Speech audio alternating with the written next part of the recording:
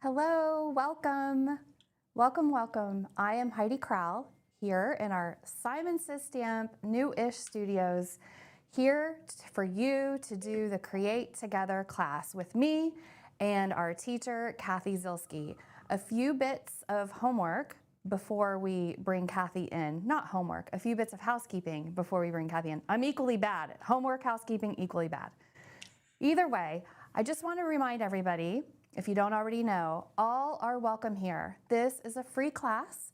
We did have kits that go along with this class that were complete with all of the inks, the blending tools, the adhesives. If you were one of those people that have a kit, great. We hope that you are crafting along with us. We also had a bundle because the kits sold out so quickly. We also added a bundle to our website with the stamps, the dies, and the stencils that Cathy will be using in her class today. Those are available and shipping worldwide, so you can get those at any time if you're inspired and don't have the class main kit for this class.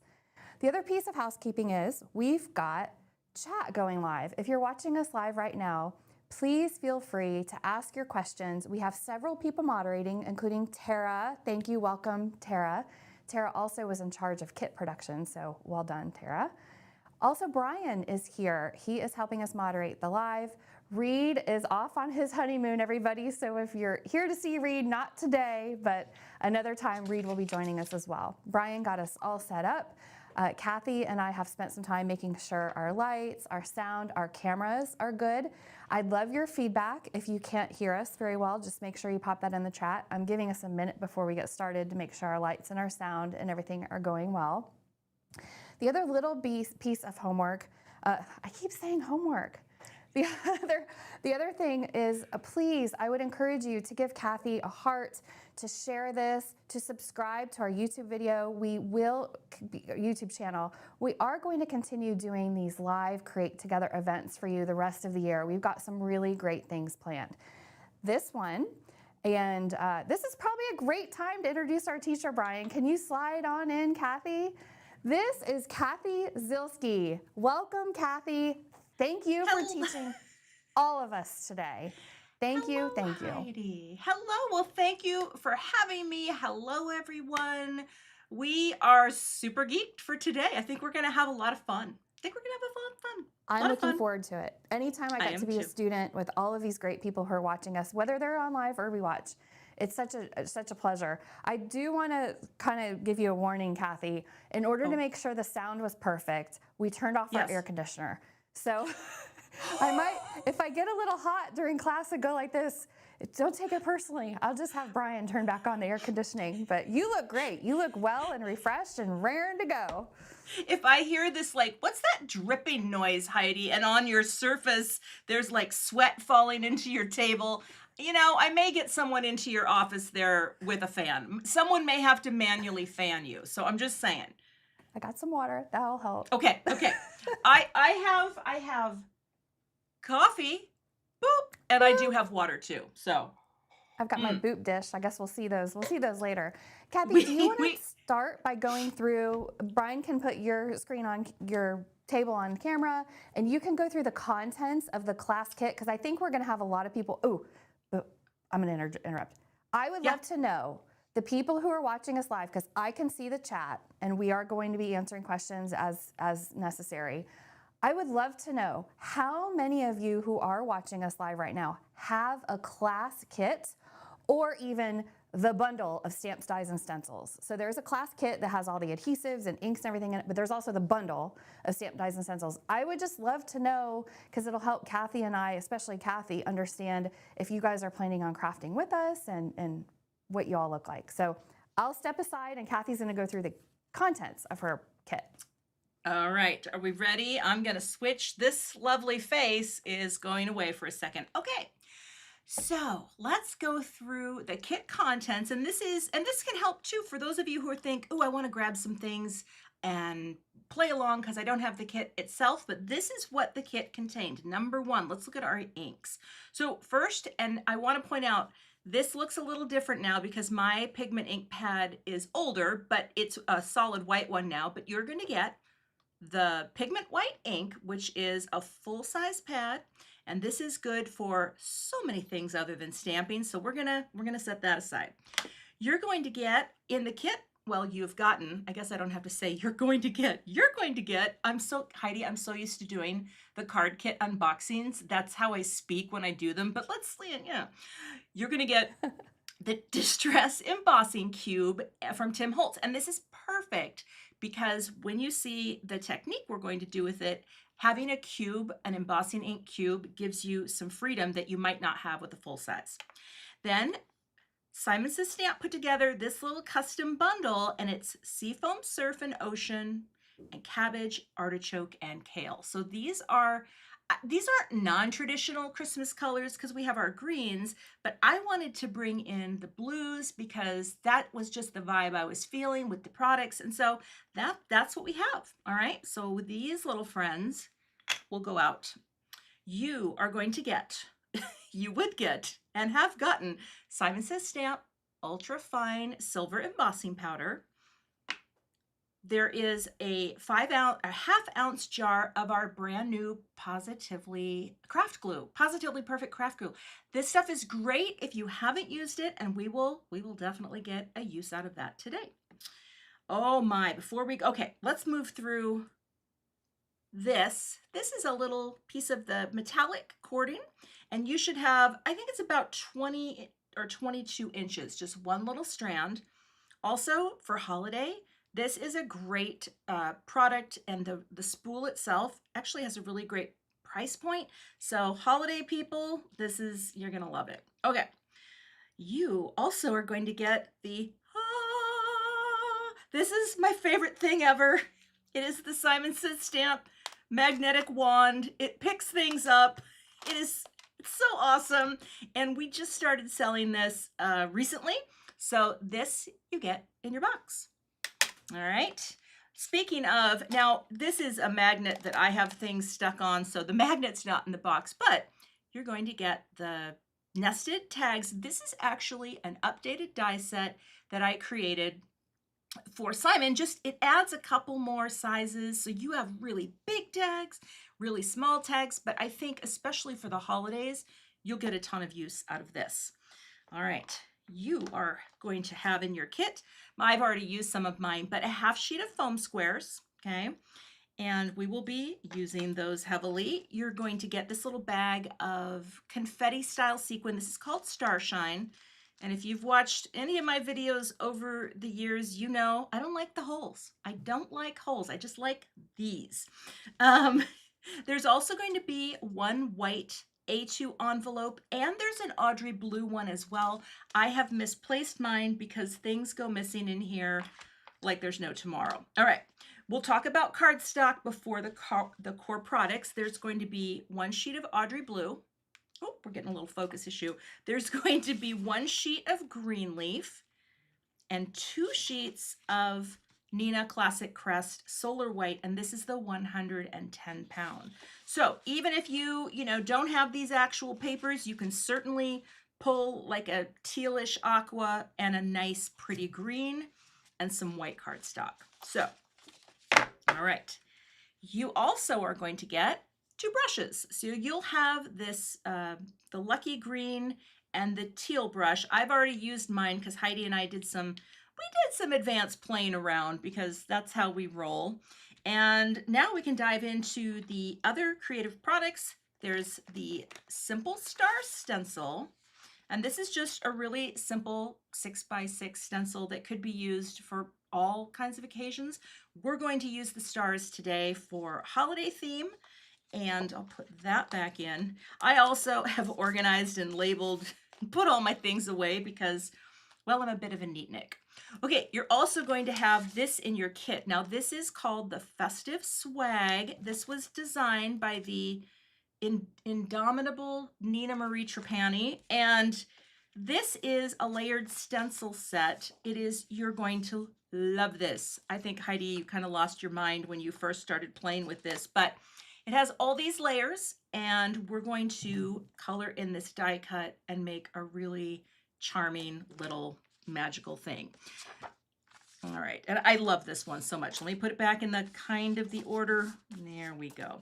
And again, this is the die that cuts out the swag, as it's called, and we will, you know, we'll be making magic. So put you back in here. Okay, so you're also going to be using this today. This is the Simon Says Stamp White Christmas Text. And so it's a big 6x6 stamp with the lyrics of White Christmas. And this, I think you could use for so many things. We're going to do it real simple today, but it's also going to be kind of a funky technique.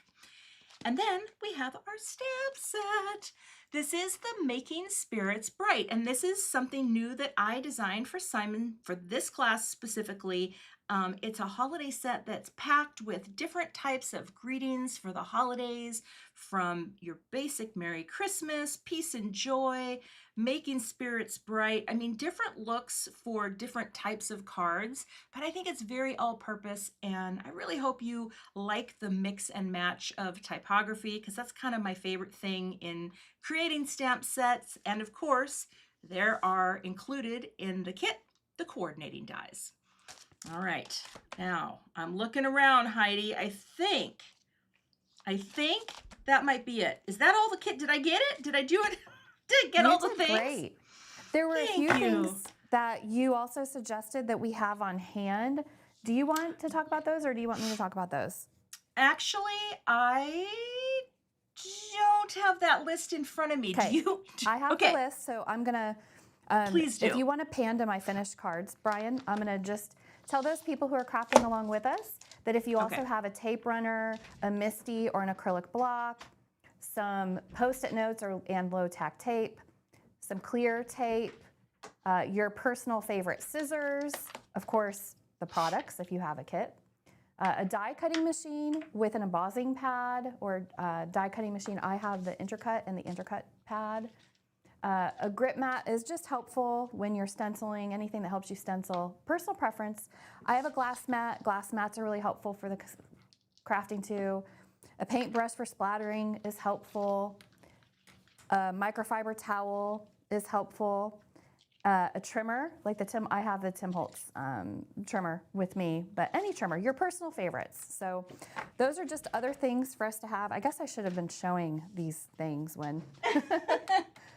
But I think, it's basically And a heat tool. what most people have in their craft space. These are just some really basic things, and you'll have time to grab them if you don't. But I think we're gonna be good. Okay. All right.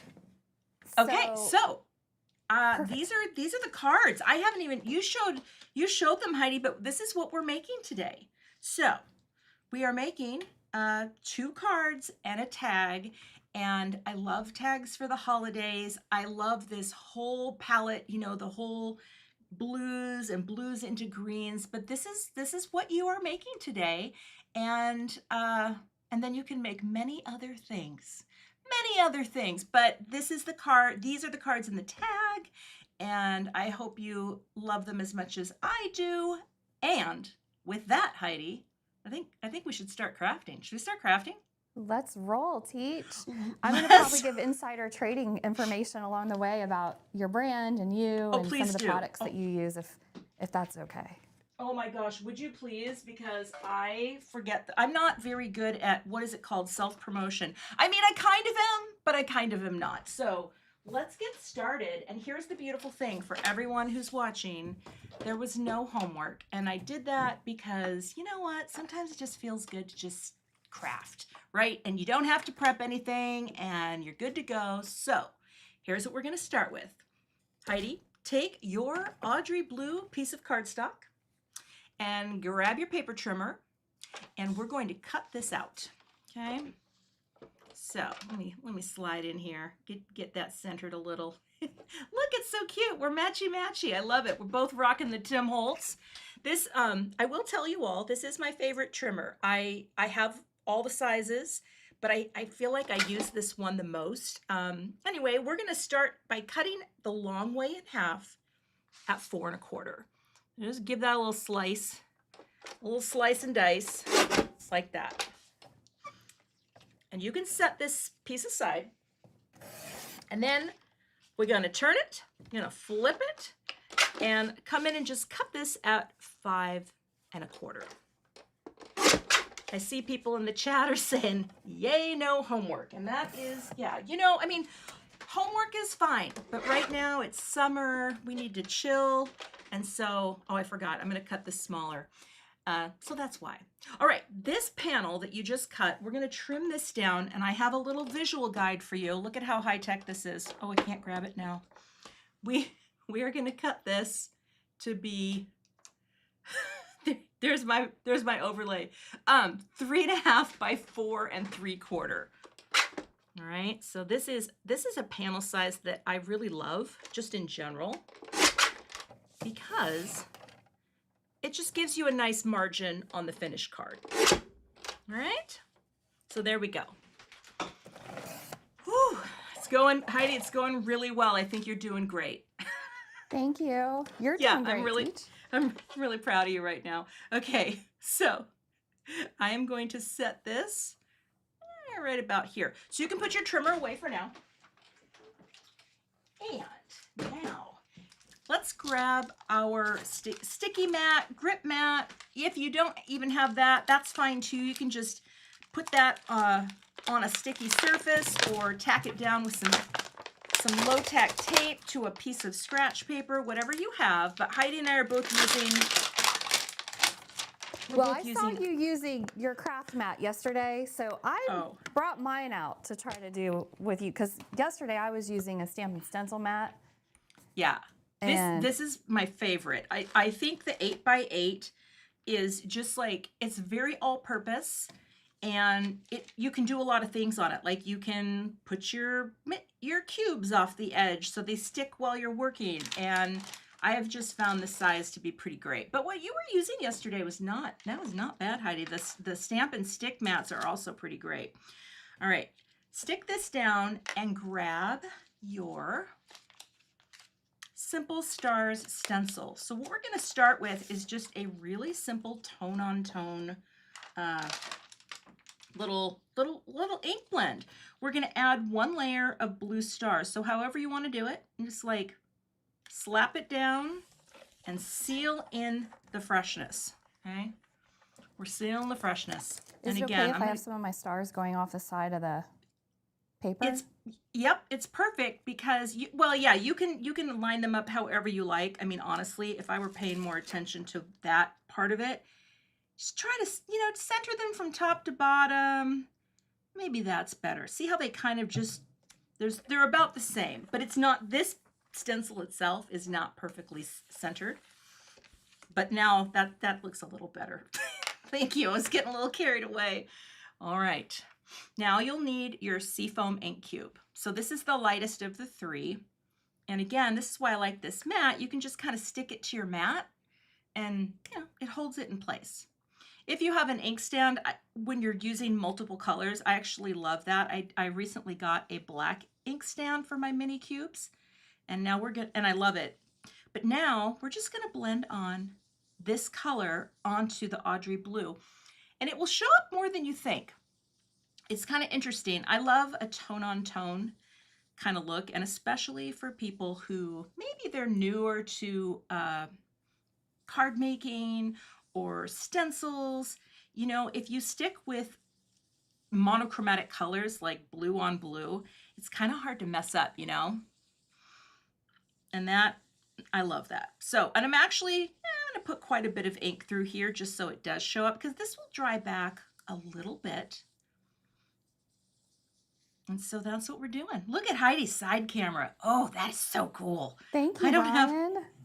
I don't have a side camera, so now I'm going to be mesmerized. But yesterday, Heidi and I were working out some of our tech stuff, and I saw that side camera, and I'm like, oh man, I got to get one.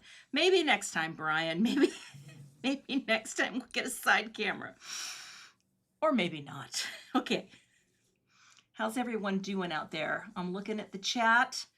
Chrissy Rogers says monochrome is such a fun challenge. It really is, because I don't know, I think you can do a lot with a single color.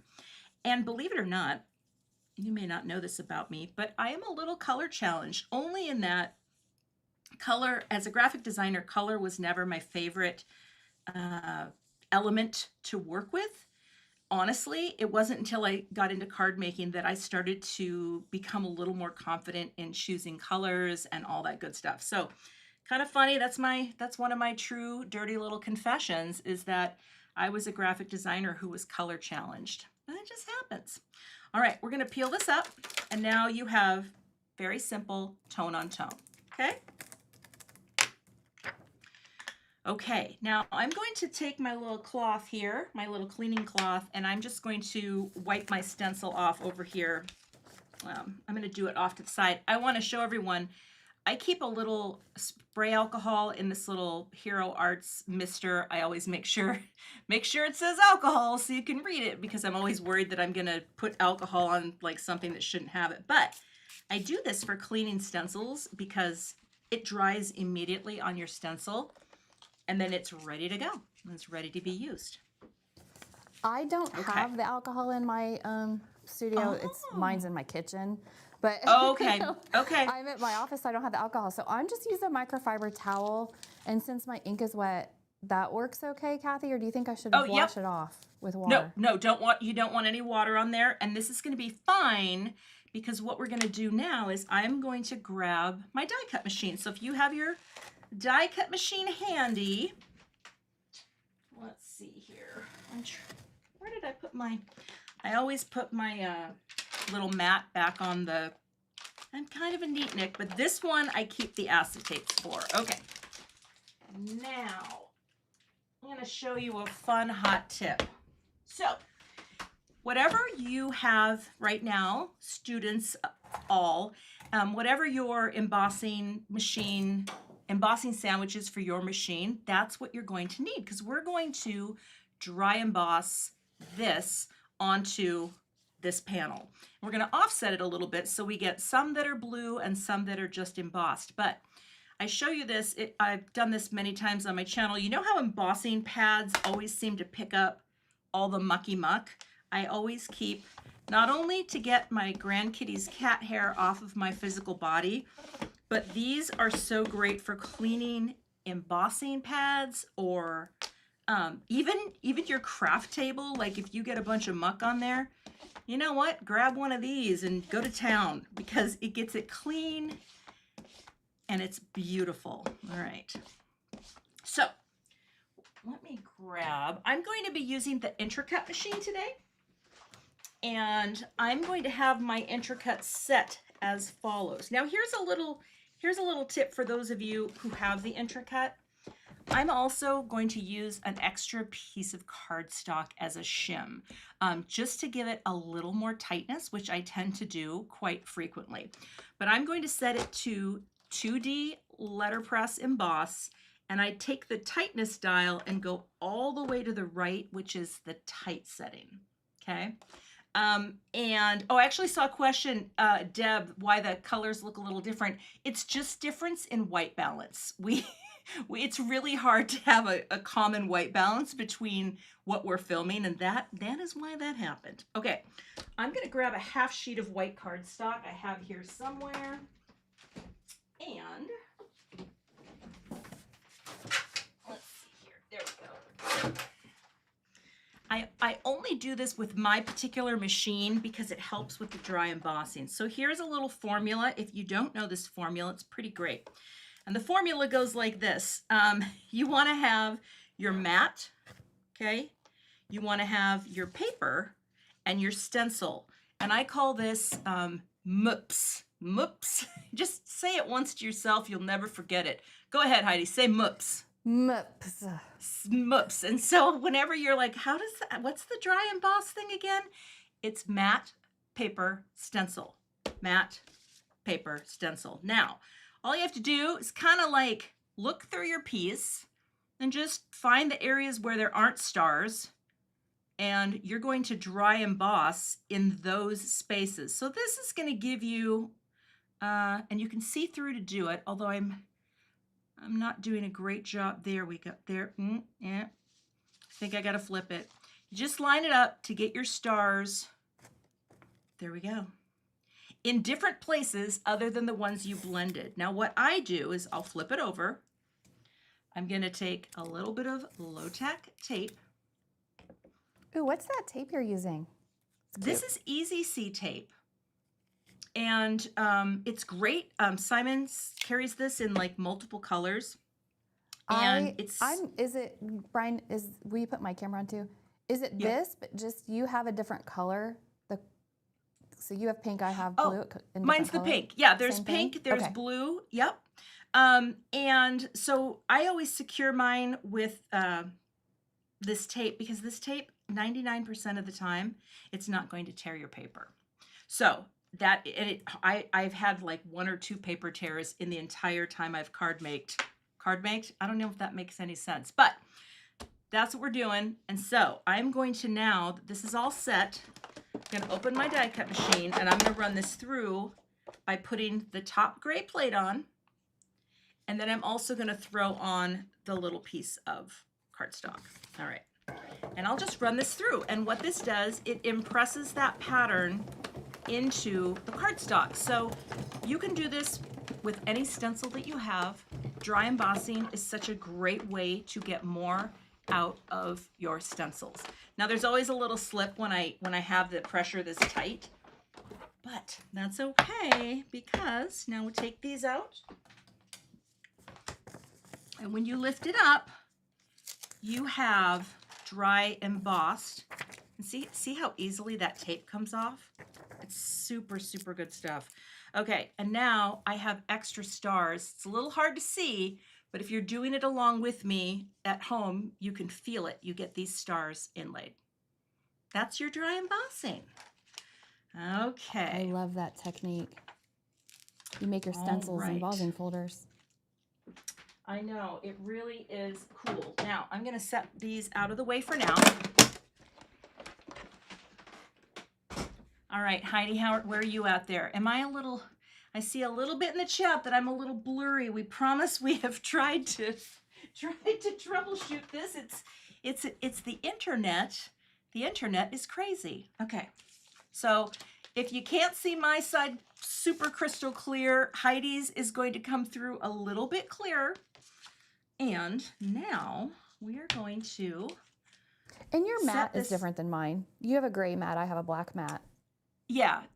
Oh yeah, and it does look a little different. But okay, so this right now can be set aside because we are going to move on to do a little more cutting, okay? Set that aside. Grab another piece of the Audrey blue cardstock. Bring your paper trimmer back in, because we're also going to cut some white cardstock right now too. So first, let's bring in your Nina, the classic crest, and go ahead and cut this the long way too, at 4 1/4. Okay, and then you can set that aside for now. And then I'm going to turn this and cut like that. And you can set this aside for now as well. Now, while we're here, we're going to cut some strips of white cardstock. We're going to do some 1/4 inch strips. So just use your paper trimmer to measure the 1/4 inches.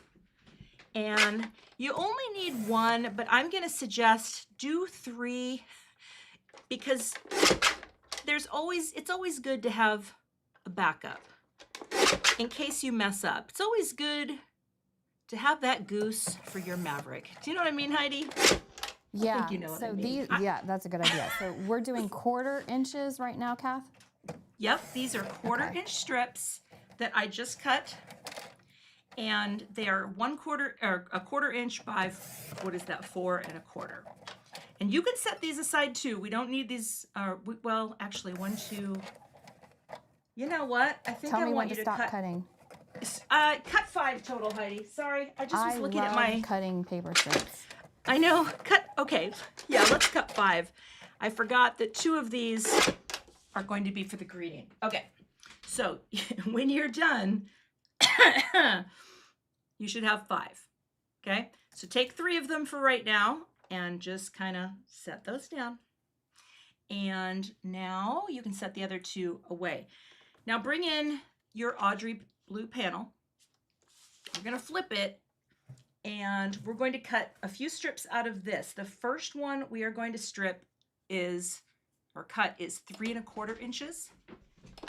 So you go from your edge, 1, 2, 3, move that over and cut yourself a 0.75 or 3/4 of an inch strip, like that.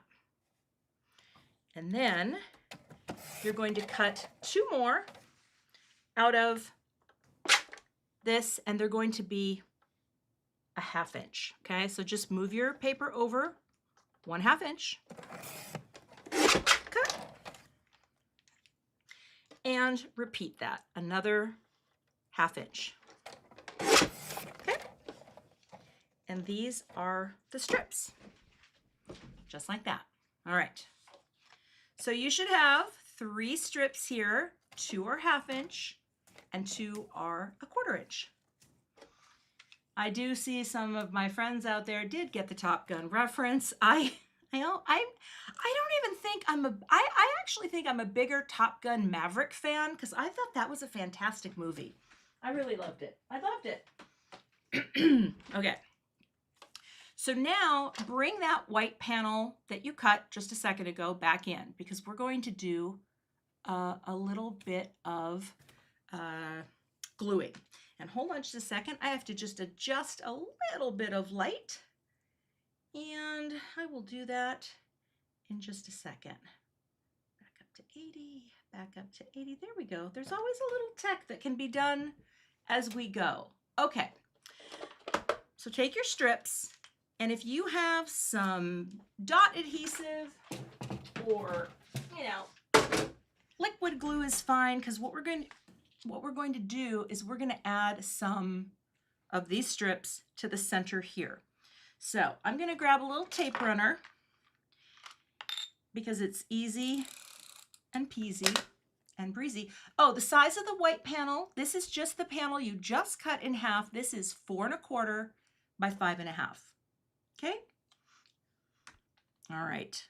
Just glue it at an angle like this. So this is the other half of the piece that we just cut our strips out from. All right. Let's glue that into the center. And I'm going to grab a piece of scrap paper, Heidi, because I don't want to get glue onto my table and then forget that there was glue there, and then my elbows go in it and then everything's a disaster. I think you know what I mean. But we're going to glue 2 of the little white strips on either side of this center strip, okay?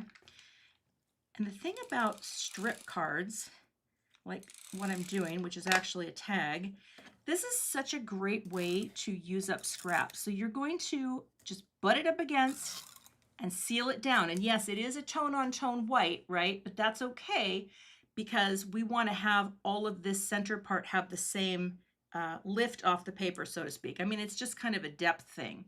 And also, when you use 1/4 inch strips this way, you can perfectly space out any pattern that you want to do. For example, if you wanted to do strips all the way up and down, you could use 1/4 inch in the same color of your background. You could use 1/8 inch. It's just a great little trick for getting this lined up evenly.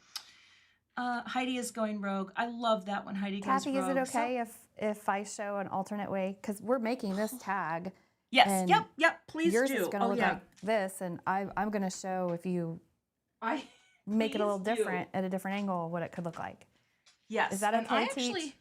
Oh, teacher says it is. Someone just asked in the chat what the measurement is. Hopefully on the blue cardstock, on this piece here, because these are, this is 4 1/4 inches by 3/4 of an inch. And then these other strips are 1/2 inches, okay? So we have 1/4 inch deep by 4 1/4. All of the widths on this are 4 1/4.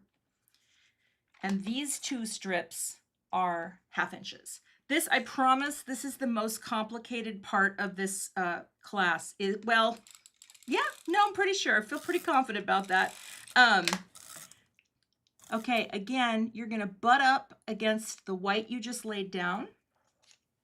And you're going to come over and do the same thing, just butt it up like that. And that way, see how these are just nicely spaced in between? That's exactly what we want. That's exactly what we want. All right? Okay, and now we're going to cut this out. So grab your dies, the nested dies, and the one we're going to use for this is the second largest tag in the set, okay? Like that. And while you're at it, so there's a little reinforcement ring here. And Heidi, I forgot to tell you that the other day when we were going over our projects, but you can also cut this out at the same time. And that's just because we're going to add that little teeny tiny baby right onto the piece. So I'm going to slide this over for a second. And I'm going to get my die cut machine. How are you doing, Heidi? How's it going, Heidi, so far? Are you Cathy, good over there? I noticed your name is on the packaging. So Cathy designed these tags to give us lots of possibilities for this class. So thank you, Cathy. We can make our own tags. You are welcome, season Heidi. For sure. It is going, yeah, see, that's just it. Tag season is the best. And, you know, and here's the thing. You can go this way. You can flip it. I actually might flip it just so that I can center this a little. The idea here is just center it right over, because that's going to be right about that. Maybe a little less on the top and bottom. However it looks good to your eye. And then go ahead and tape it if you are so inclined. And then I'm going to take this little guy right here and just snag that reinforcement out of the corner. All right, and we'll pop this on. Now I will cut this out. All right. Now, if you're using an intercut, don't do what I do sometimes, and that is I forget to go back to die cut. And then I set my tension when I'm die cutting on this machine to be about -2, only because there's a lot of cut that we have to get through, right? All right. And we'll go ahead and cut this out. All right. Yeah, Heidi, you're kind of quiet. I just saw Dale, Deaf Sheltie Mom, said Heidi's quiet for her. She is, Heidi is focused. Well, you know, I watched myself back. We did another class. I did another class, and you guys, can you listen to yourself when you are on a video or like even look at pictures of yourself? It's hard. I don't know. Does anybody like to look at their? I don't know. Kind of a rhetorical question, but I feel like I talk too much. So You I'm don't. like, you're the teacher. You've got the important stuff to say, and I just jibber jabber. No, you're totally good.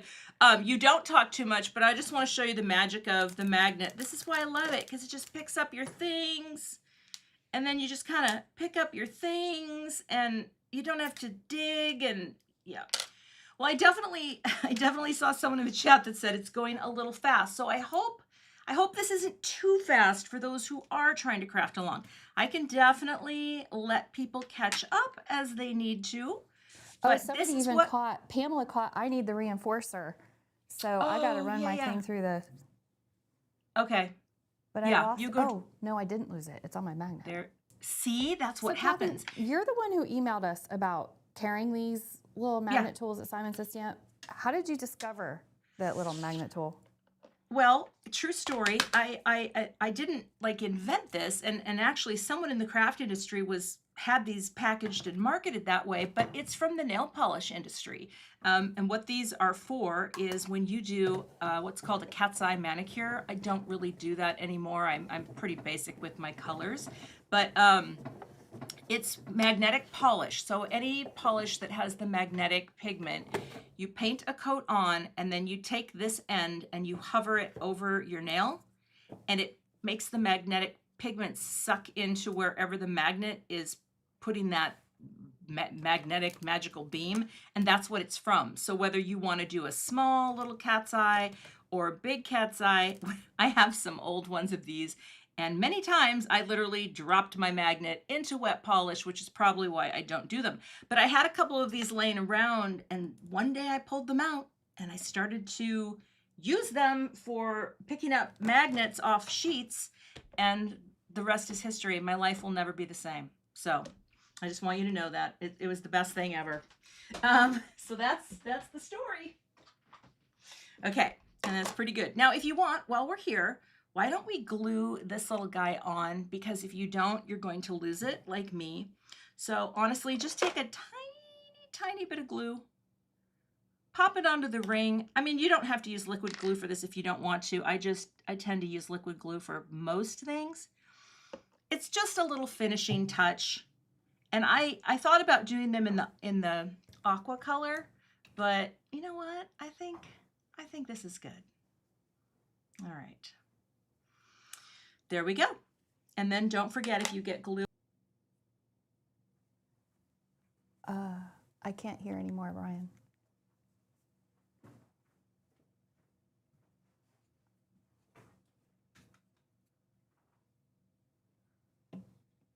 Did you?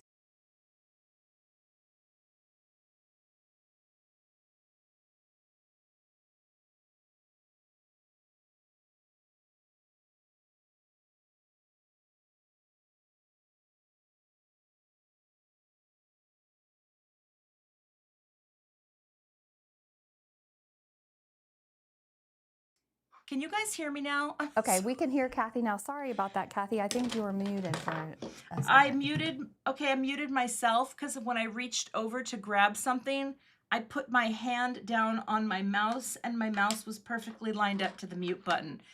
You know, thank you.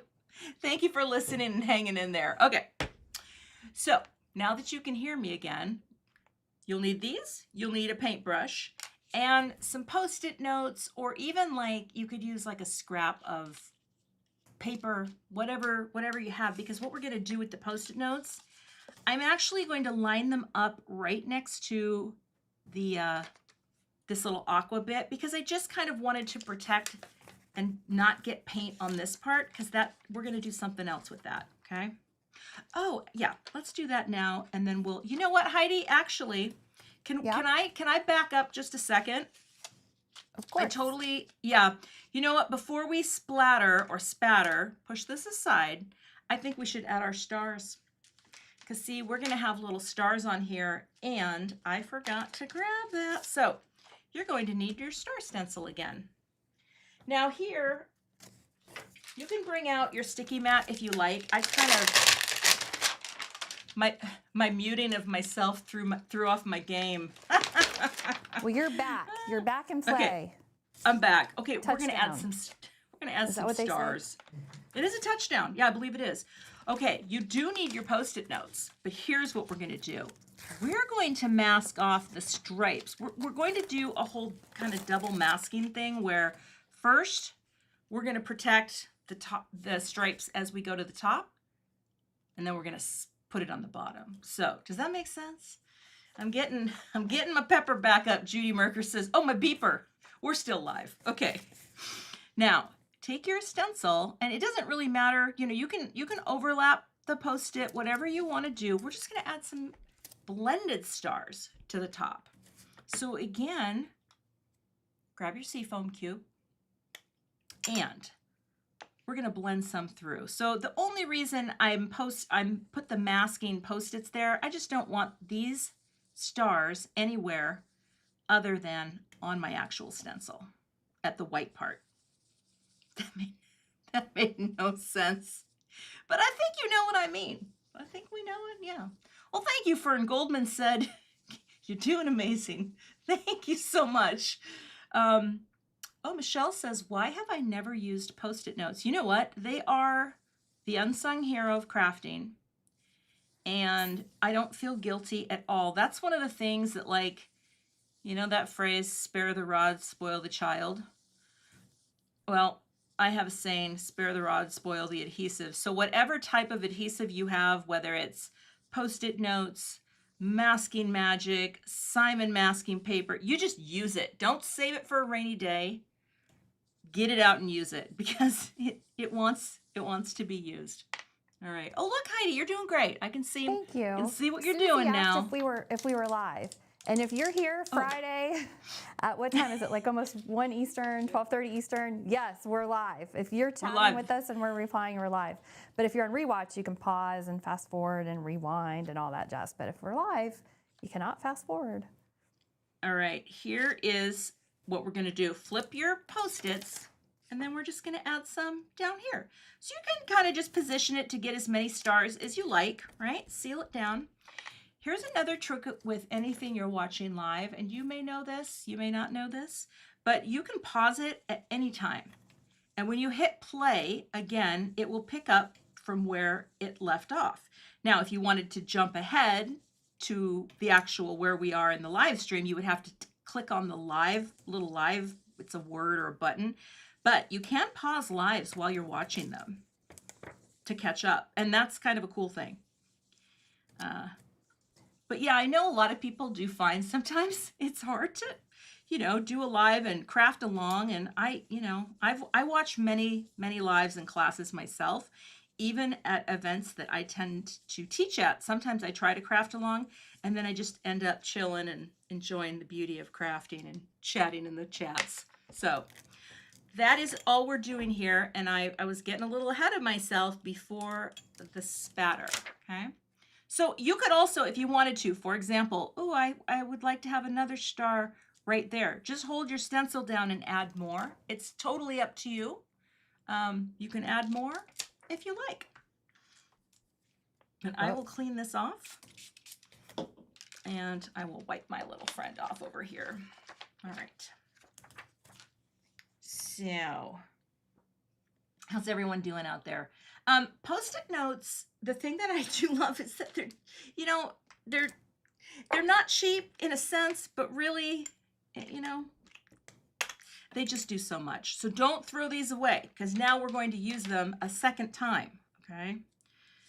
Get as much use out of those Post-its as you can. And now your tag should look like this. So see how the stars just kind of look like they're just disappearing? I mean, we could have blended the tag first, but I'm like, why waste ink? Why waste ink? All right. There we go. Okay. And yes, here's the thing with this style of strip. You can do this with so many different kinds of colors. Like you can pick complementary colors. You can pick analogous colors. And that is, 3 colors that follow one another on the color wheel, for example. Making things with cardstock strips is one of my quickest favorite ways to design something. I love it. And now I will put this away for a second as we are going. Okay. There we go. Now, the next thing, now we can bring our paintbrush in, because what we're going to do is grab our pigment ink and we're going to use this to spatter. But before we do that, I actually want to tell you all, and if you don't know about this, and this actually came out after we planned the class, but we also now have this new product called Positively Perfect White Splatter Medium.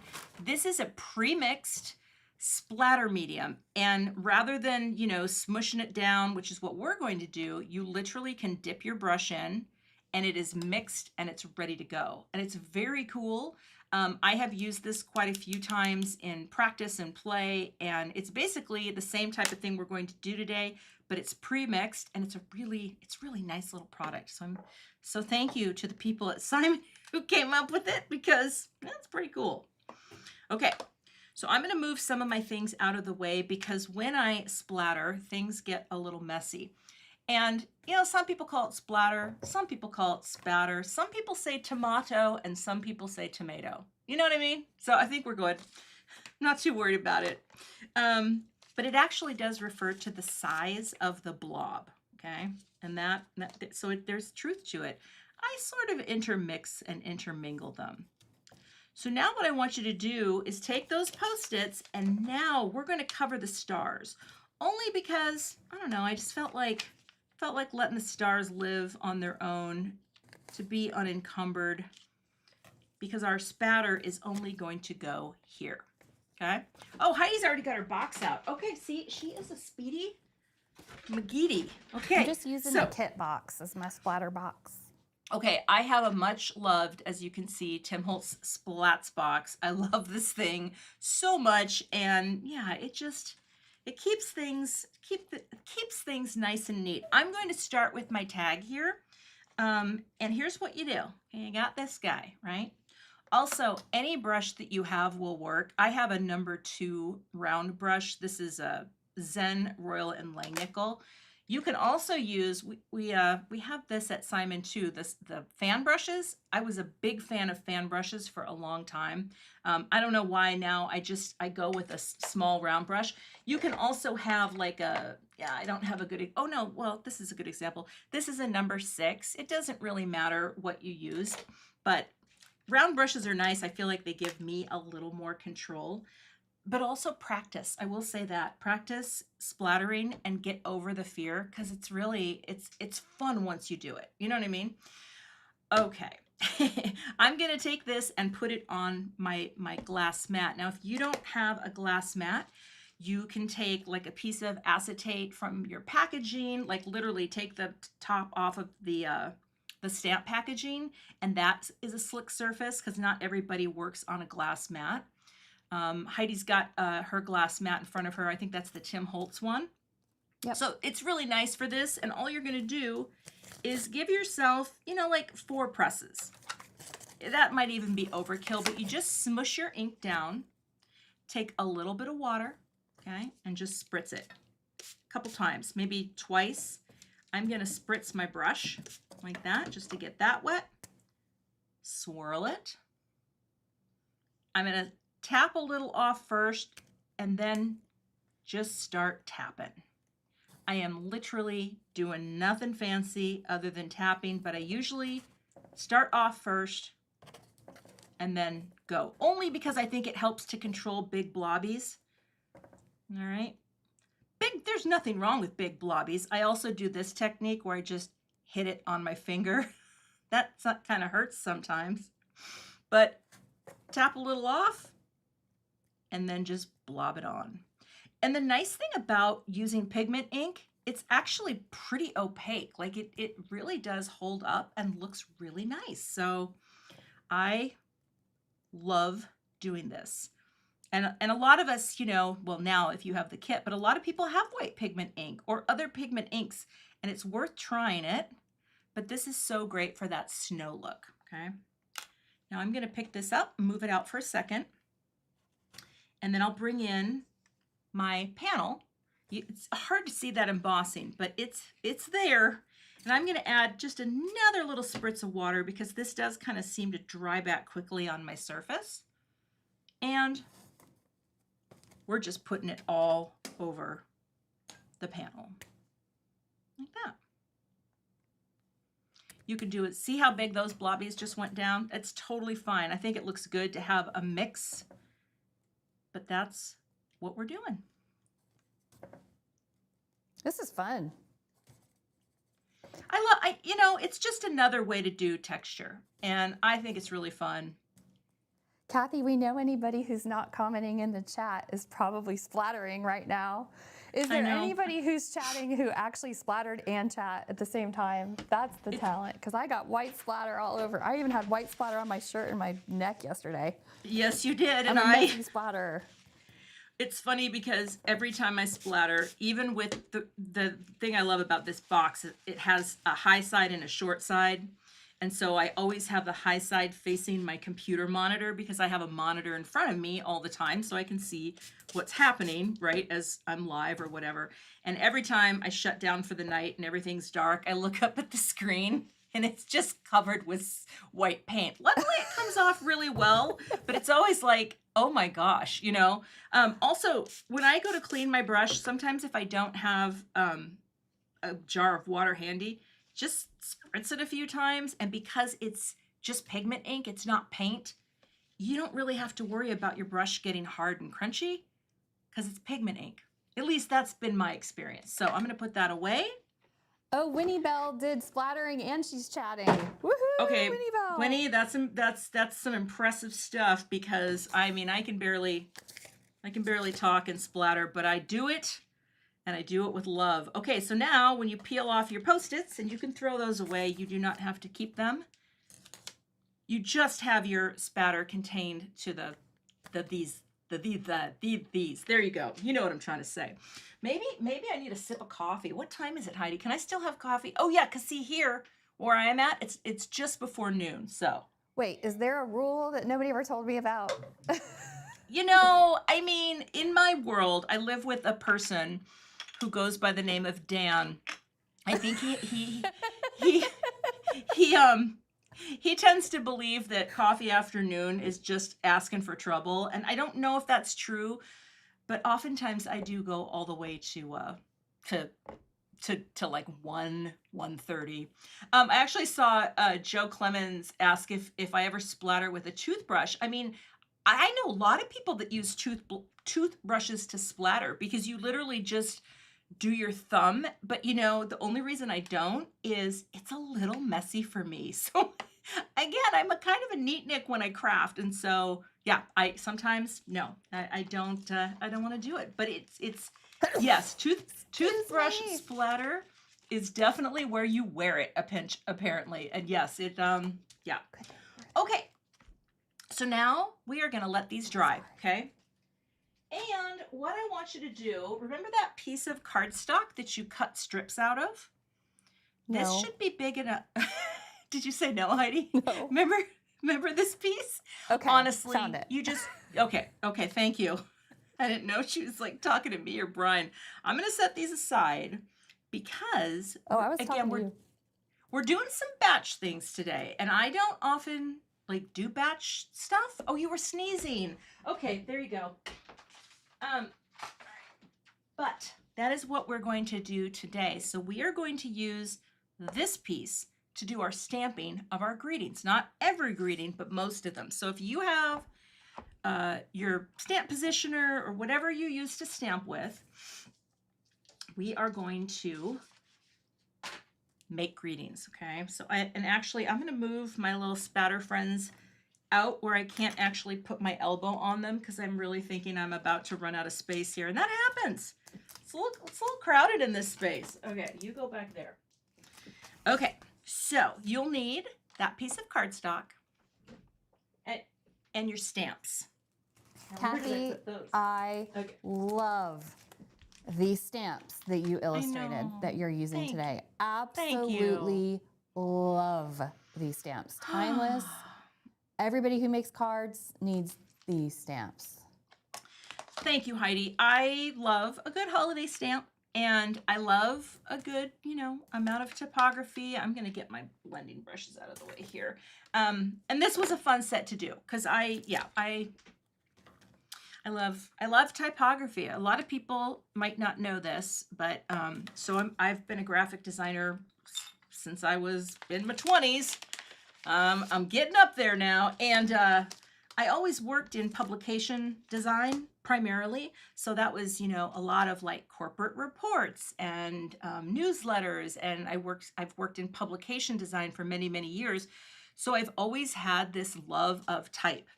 And I didn't go to design school. I kind of learned on the job, and typography is my favorite part of design because I can't really draw with a pencil. That's something people should know.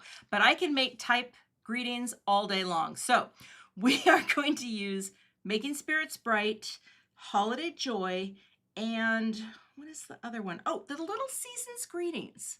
Now, here's the little thing. I am a huge fan of little greetings. I think little greetings, small-sized greetings, are the true heroes of card making. I don't know why. I mean, I love a big greeting, but I will tell you, a little greeting like that, I don't know. There's something about it. Partly because I think you can actually do more with your background or whatever you're working on, but you can always come in and crop your pretty background and then use a small greeting and have a big, beautiful framing margin space. I'm a fan. I've just always been a fan of that. So, all right, you should be able to fit them all on, okay? I'll slide this over a little bit. And we're gonna pick them up.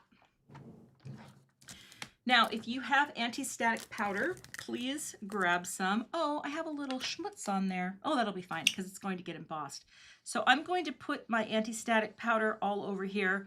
I've probably been handling this paper more than I typically would because I was cutting and stuff. So that's why we use the powder, right? Because that just, lets the oil and the static sort of neutralize to the best of our ability. Now, we're going to take our little embossing ink. Also, if you have not stamped with these stamps yet and you're doing this with us, make sure that I'm trying to get some room here. Make sure you rub your fingers over them like this, just to condition them. Because if you've never stamped with them, there's always a little coating that comes from manufacturing, okay? And that's just the process of making photopolymer and making these designs pop out. So when you rub them, it primes them and gets them ready to take ink. That way, when you're putting your ink on, it's just not as bubbly, and that can happen. I know that's the only way I can describe it, is the bubbly.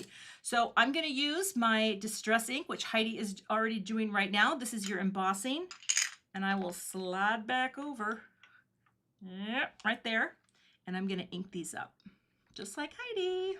Oh, Brian, do you have some cinnamon candy? I want candy. This ink. Oh my gosh, the scent is so good. I did not know that. I don't know if Tim's still here because he popped in early in the chat, but Tim, I didn't know that this smelled like cinnamon until today. Maybe I need to smell my stamp inks more. I don't know. It's not a habit that I've been in. Have I been missing out? I think I have been. I've been missing out. This ink smells like cinnamon. Oh my goodness. Okay, I'm going to stamp this twice too, Heidi, just to get a nice little, And I use this little guy. I've just had this forever because my wrists are old and they don't like to press down on things. Okay, just a little more. Light taps. Your pad might be super juicy. Mine was juicy, so I actually had to stamp out a few things. So if you get too much ink, don't sweat it. Remember, we are making cards that are handmade. They are not Hallmark. Okay. Here we go. Robin, now, these are the stamps we're using. Making Spirits Bright stamp set. Cathy chose the Making Spirits Bright and the Season's Greetings and the Holiday Joy. I chose Holiday Joy, Season's Greetings, and then a different one called Christmas. You can use, I'm not the teacher, but I went rogue honestly, and just used something a little yes. different. You can use whatever stamps appeal to you, but we are going to use the silver embossing powder to put onto our little guys here. So I'm going to pick this up and I'm going to clip on with my most beloved Protect the Manny clothespin, because you got to protect the Manny. Heidi, did you bring yours today? Maybe. Do you have your clothespin? Yes, she does. She does. Okay. And I'm just using my little folded piece of paper. Gonna sprinkle it on like that. And I know some people do different things. Like I've seen those embossing catchers and I've seen those little, the plastic trays, or some people put them in little plastic containers. I tried the plastic container thing when I first started making cards. It wasn't for me. I don't know why. I think I had a really hard time staying over a little container. So I have always just done the folded piece of paper, and the same paper. I ordered this cheap pink copy paper and I love it. Oh, that looks good. And then you just funnel it back in to the best of your ability. The only drawback to this technique of funneling back in, many times I have gotten a little overzealous and accidentally dumped it right out the back onto my computer keyboard. That was not a good day. But we learn. We live and we learn. All right. Now, if your paper has any, extra powder you don't like, I am a big fan of angled shader brushes because they're firm and they let you get in. Oh, you know what, Heidi? You know what's funny? I never changed my glasses for this entire time, and I wondered why I was having a hard time seeing. Did you know that's what I just did? You just put your glasses on? I literally just bent around backwards and got my glasses out of my backpack and put them on. What kismet that you're thinking about glasses now too. Well, I was trying to get in close, and I'm like, why aren't my eyes focusing? Am I having a medical emergency? No, I just I didn't have. I did not have. I didn't have them on. A medical emergency. I love it. You know, you never know. Okay. Please, and if that does happen, please someone call 911 for me, because no one's home. I think I made that clear. Okay. I just like to, I like to clean up if I can, because I have been handling this and it's just nice to do. So we're cleaning it up, and Heidi's brushing away. All right. So now you're not going to be able to hear much while I heat set this, but I use the Wagner tool, excuse me. And I like to heat it up for about 15 seconds before I bring it to my paper. So I'm going to do that. So we've gotten pretty far along in this class, and are there very many people who have made it this far with crafting along with us? Because comment in the chat if you are. I think it's good for Cathy to know too if you're chatting with us. Show her some hearts. That's always good. That's a free way to support her. If you're not heat embossing right now, you can chat, give her some love, give her some feedback. My heat tool is warming up too, so I hope you guys can hear me. Some of you might be going and plugging in your heat tool right now. We're probably all in different stages, but I would love for you to comment and let us know what you're doing, so we know if we're going too fast, if we know you're heat tooling with us, if we know you're watching, because Cathy has such a great sense of humor, like the medical emergency. I'm gonna try to heat this on camera so you can watch like Cathy is making hers melt on camera, because I think that's magic. I'm melting. I love that though. Look at the shine. It's so pretty. Okay. Okay, while Heidi's melting, some people are crafting along. That's awesome. Okay, I'm reading the chat. A-OK by Cindy Smith. Kathy with a great name, mind you. Kathy Charvett's watching. Heather Joy's just watching. Oh, Emma. Emma's here, and she is keeping up just fine, so that's good. All right. While this sits here for a second, I'm going to grab another piece of cardstock. All right, where did you go? So, you know how you're going to have another piece of cardstock, and what I would like you to do is basically whatever this measures out to be. So what is that, 4 1/4 wide? Yeah, just cut a 4 1/4 piece, because we're going to cut a couple at a time so that we can build up a little dimension by having a backer die and the die itself. You know what I'm saying? So just have these two for now. And Heidi, once you get that done, you can do that. And let's see. So basically, I just need a second piece of cardstock. Yep. Okay. Just a second piece. Yep. And then just set this aside. We waste not, want not, but I think that's what's nice about this kit. That for me was actually the hardest thing, is trying to figure out how much paper I needed, because that's always my biggest fear in doing classes, that I will misjudge the paper. And so I took my time. I went very slow, and well, the results you are all enjoying today. Okay. Let's grab the coordinating dies for the greetings you chose. And again, if you did a little roguey rogue, I love it. I love that kind of sass. And I'm going to line up all of my dies. And I'm going to use the low-tack tape again, that I love this stuff, because I'm not using my magnetic mat today, because I have also misplaced that. How many of you misplace things when you're crafting? Like, it's a thing. The other day I was working on a project, and it was actually for the next release that's coming from Simon Says Stamp. And I used the stamp set and I put it aside, and then I went back to use the stamp set again, and it was gone. Like, it was gone. I looked high, I looked low, could not find it. And then I thought to myself, go have a snack, your blood sugar's probably low, and come back. So I did. By the way, the magnets, again, you can just use them to pick them up off the mat if you have a magnetic. Anyway, long story short, I came back and found it immediately. It was underneath something else. I mean, just like that, just like so basic. And well, the moral of the story is we all lose things. Now, I think these dies are pretty easy to line up. When I design a stamp and die set, I tend to have maybe just a millimeter of generous framing of my dies because I love that look. Not everybody does. I do. I'm a big fan. And then, of course, there's our little baby, our little Season's Greetings. I love that little Season's Greetings. I just think it's very little and cute. So you can cut all these all out at once. Yeah.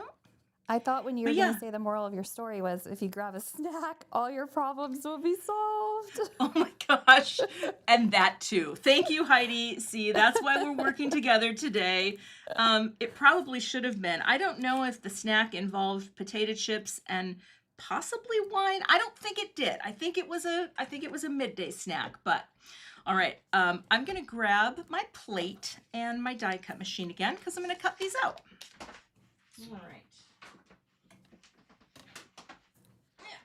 There we go. I will say this about the intercut. I love the adjustable tension and I love how clean the cuts are. I also use a lot when I'm live. I use a Anna Griffin machine, you know, the electric machine, just because it's here and it's easy and I don't have to think. But I love the cleanness of the cuts on here. And that makes me realize maybe I should be putting this out where it's easier to grab because it's quite nice. All right, my settings are still the same from the last cut, so we'll come through here. Oh, someone wanted to know about the tool that I used in the Misty. This is called a Stampin' Bug, and I think it's a Canadian company. Stampin' Bug. And it's, you know what else works really well though? Heidi, do you use any tool when you're stamping other than your hands? Just my hand. You know, you're younger than me. Someday your wrists will go. No, you know what works really well for people who want a cheap alternative? Get a chalkboard eraser, like a small one that you would use on a chalkboard. And I've heard they work great because they slide right over your surface. Yeah, I just have this...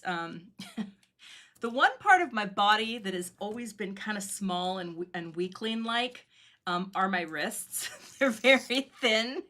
Every other part of me has puffed up, but not the wrists. And so because of that, they can really hurt sometimes.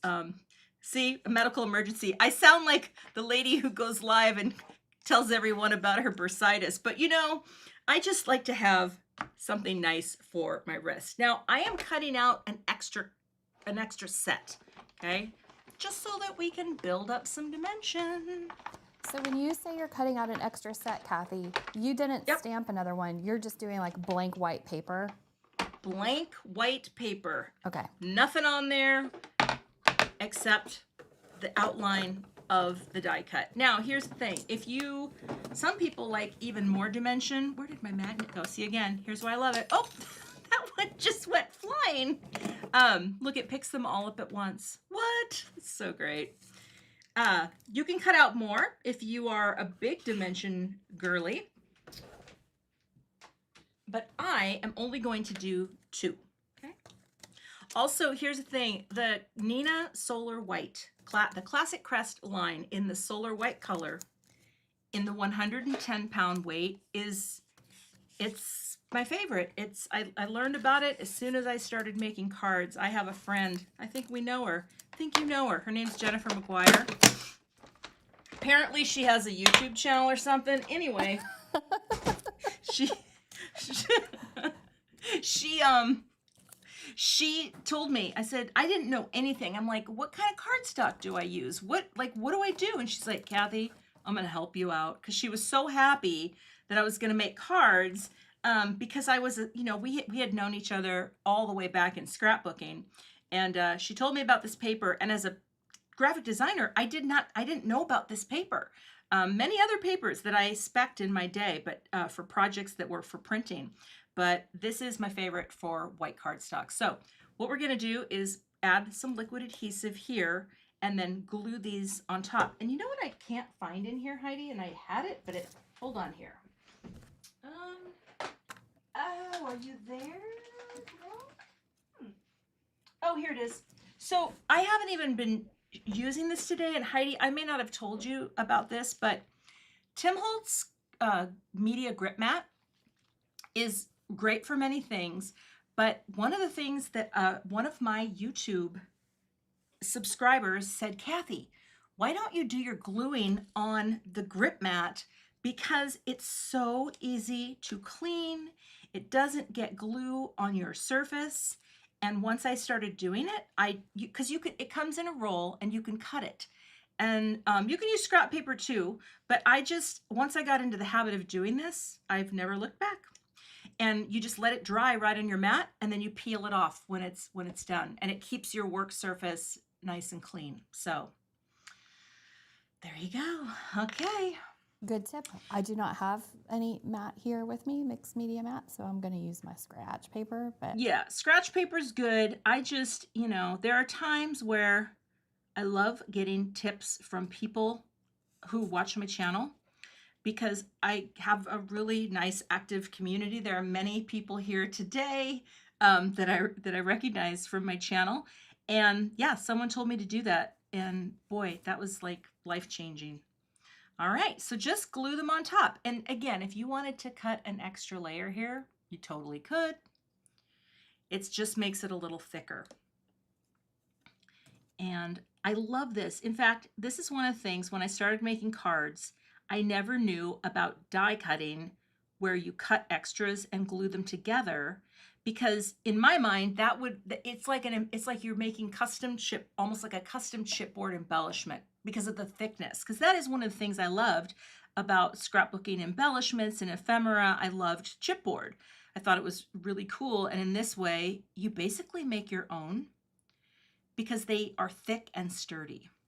The other thing about this liquid glue is as well, it gives you that little slip time, right? So lining things up is super easy. And sometimes I will put, I have one of these. Do you have one of these, Heidi, from Jennifer McGuire, these big glass blocks? I might have it in my studio at home. Yeah, I love it. It's heavy. And when you get glue all over it, which I inevitably do, you just clean it off with, a spritz of rubbing alcohol. And it's the perfect weight to throw onto your greetings, just to really press that glue in together. Cathy, can I tell everybody about your viral reel on social media? Would you please? Would you? Because I didn't do that today, but please do. A couple weeks ago, Cathy did a video. A couple weeks ago, Cathy did a video on Reels on Instagram. I don't know how many of you guys are on Instagram, but definitely give CZ Design a follow. And she says this tool was not something that she discovered. She saw some other people, I don't want to put words in your mouth, but you can see, somebody else discovered this and you just made a reel using it. And it is really cool. It's using silicone basting brushes for like large areas of your glue or even small areas, dabbing it. You have to watch her reel. But we do have these silicone brushes now because everybody's asking for them. I cut mine off like Cathy does for her glue. And if you watch the reel, you'll understand. This is how they come. And then I turned mine into a shorter brush because of more control. But Cathy, congratulations, because it's kind of exciting. You can put the camera back on the work now, Brian. Congratulations, because it's pretty exciting to have something go viral online. Well, it is, but I will tell you the funny thing is, and I did not expect this. People started arguing and saying things like, "Well, that's a dumb idea." Like you see comments that you might not have been expecting. I'm like, "Why? You don't have to do it. I just shared it for fun."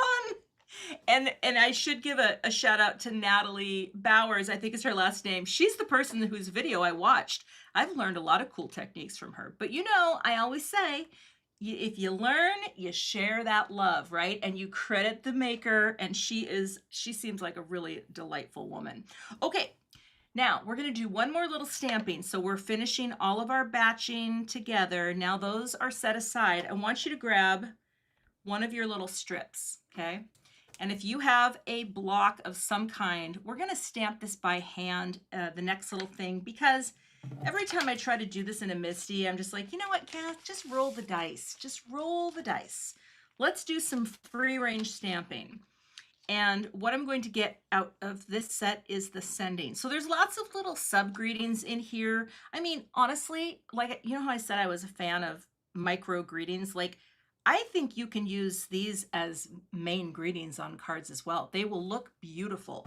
Don't be afraid to scale it down and make the most of these small greetings. A lot of times I design them thinking they'll be used as a sub greeting or maybe on the inside of a card, but I love small greetings. So get the sending out. And what I like to do when I'm stamping with a block is I'll just pop it down on my surface and pick it up. I don't think my head will get in the way here. Right in the center, okay? Yeah, good enough. Also, if you've not stamped with it, give it a little rub. Okay, Heidi, are you doing the sending, Heidi? What one are you pulling off? I am doing the sending. Okay. And so I'm using the embossing ink, right? The Tim Holtz. Yep, we're using that, but don't forget to powder this up with your anti-static powder, because you've been handling it, you know what I mean? So this is one of the 1/4 inch strips that you cut, and that's why you kind of want to make sure you really kind of powder that up, okay?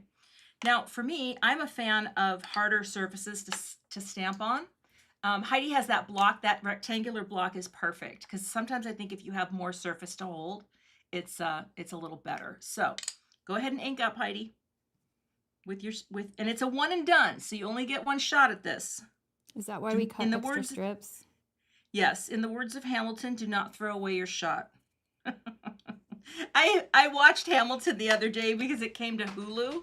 Yeah, no, my daughter was watching it too. Okay, yes. Yep. Okay, press and stamp, hold it, don't do anything wild. Press it down and lift. Well, pull it off. This is actually really easy to do. And so, yeah, I think this is great. Look at you, Heidi. You're doing it. You're getting it done. And if you don't do this well, then you have a backup, okay? There you go. Look at that. Okay. And now we're going to add the powder to this. Hold on. All right. Sometimes I have a little extra sheet here, but this one will be fine.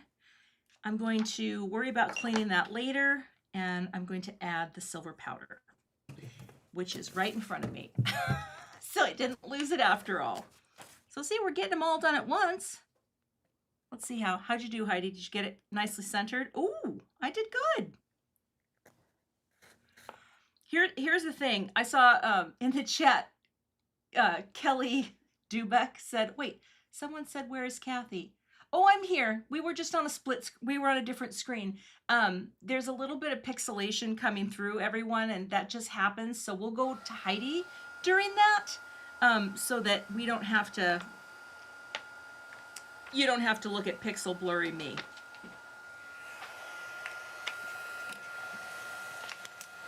Because Heidi's my student, and I am watching her like a hawk. I cannot hear Cathy. I can only hear my heat tool. Okay.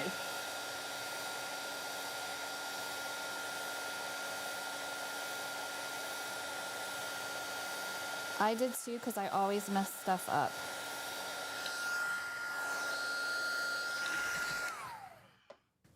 Okay, this is looking great.